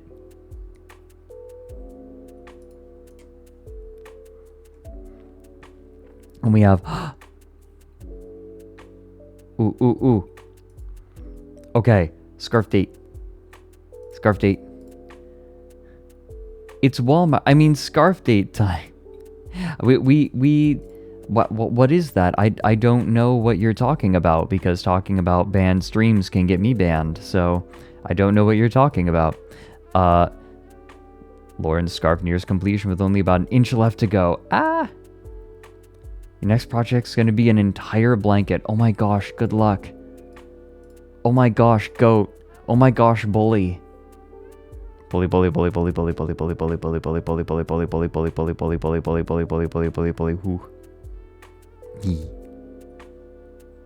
Precious.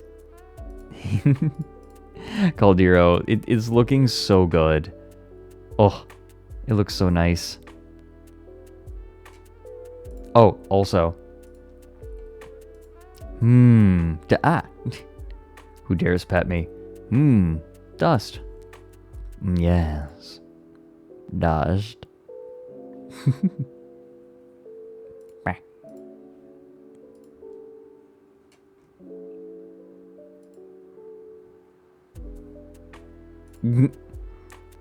Screw it. Perpendicular universes.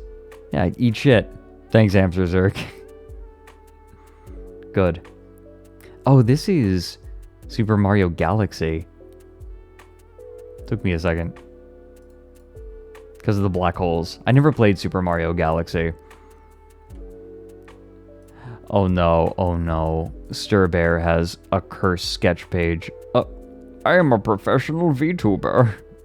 Yes, I am professional. Wait, what's this? The peanut in my skull broke. Thanks, Fred. You're welcome. You're welcome, Stir Bear. Look at this fella. So cute. I love your fella. I don't think I ever expressed that. Your fella is very precious.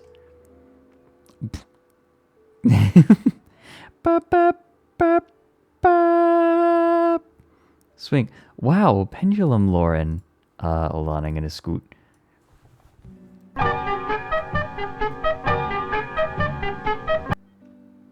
There. Pendulum Lauren. The vid was dry, and that's valid. It was quite dry. I like the dry. I'm sorry, but that there femboy buttocks got me acting unwise on the gram. On the gram. God. This is an incredible fucking face.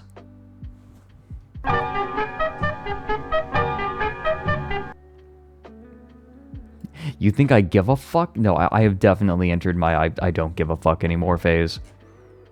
I'm just doing apple pie.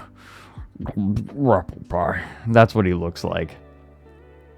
This face is fucking incredible.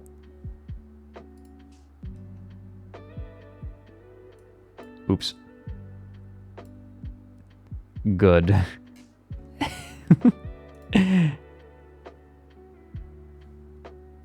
God, that's... Ooh, okay, you know what? New emote? New emote? How do you feel? Would that be okay?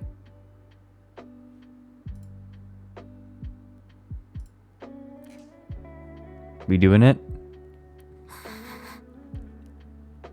Okay, hold on.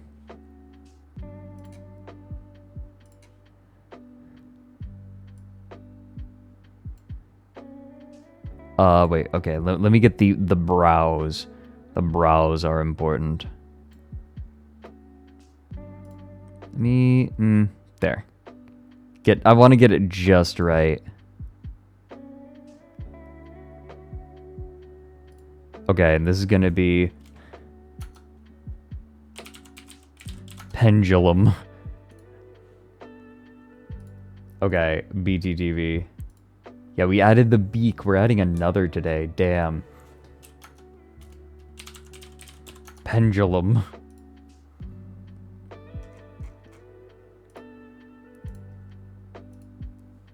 I need to change the well emote still. I'm so sorry.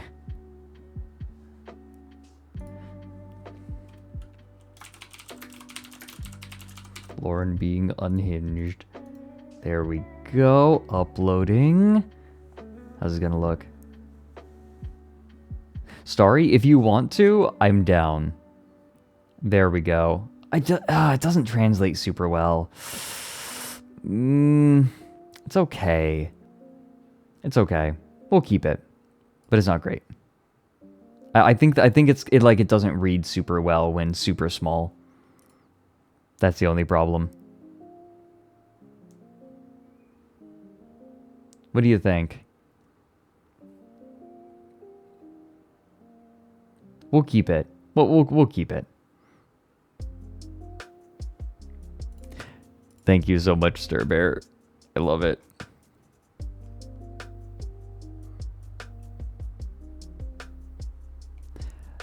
We have... Oh. And we have... a Starry Feather sketch page. Ika Pika, you might have to turn off 7TV. Oh, there's some good stuff in here. See, oh, yep. Pooh's Adventure, Pooh's Adventures, Pooh's Adventures, wait, Pooh's Adventure, Pooh's Adventures, wait, Pooh's Adventure. Why? My brain breaks. Thank you so much for the support, everyone, but also brain break.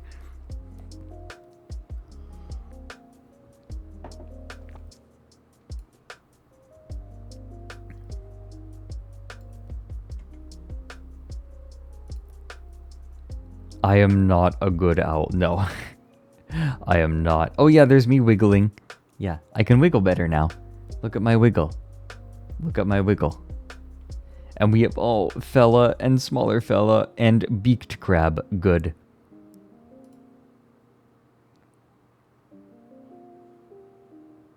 We have right. Hold on. I'm just gonna. Oh wait, I'll do it in a second. Doesn't matter. Scooting. Yeah, I'm scooting everywhere. I'm having a good time. There's me being professional. There's green screened man's face. Oh, I'm sorry. Oh my gosh. I love your ass. Bless you, Luroy.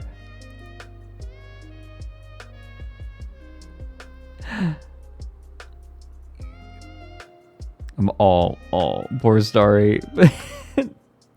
Entering a fugue state. Mr. Knutson, will this be on the test?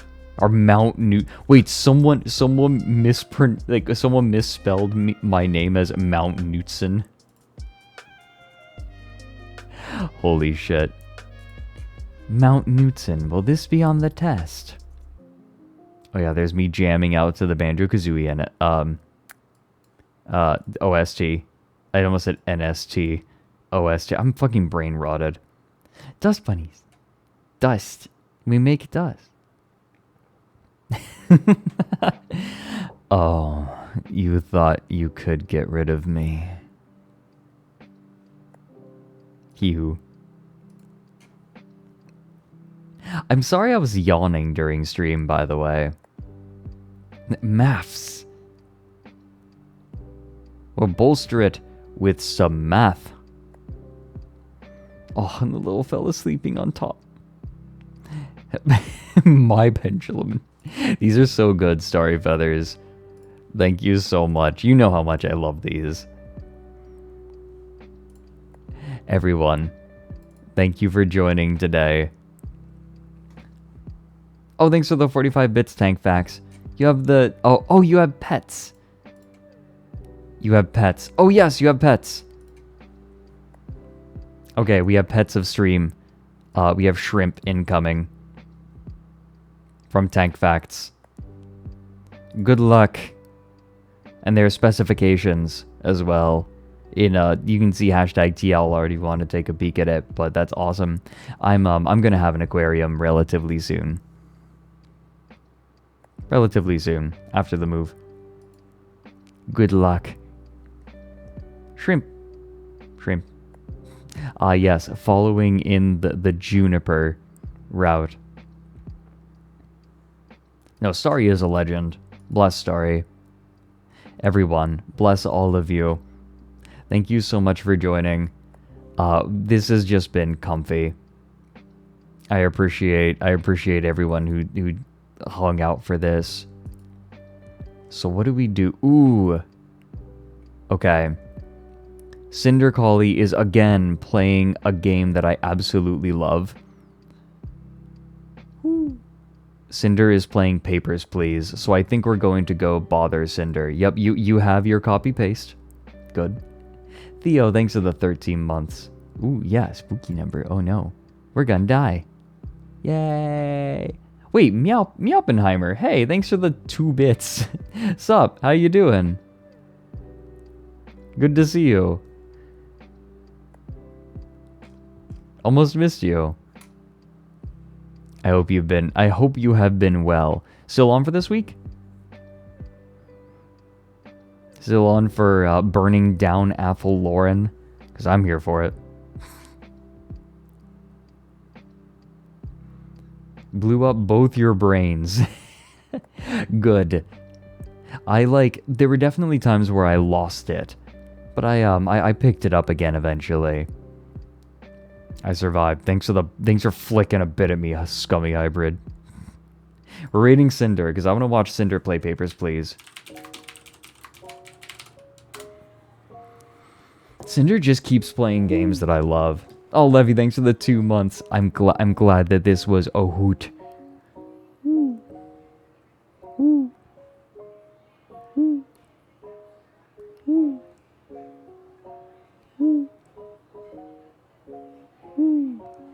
Yeah, we're going to raid just before the hype train.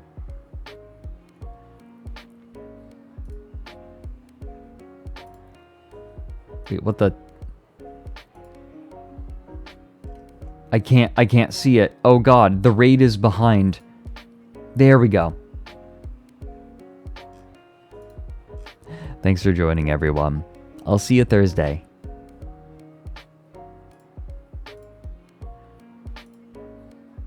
Oh god, there we go. Haha. Bye.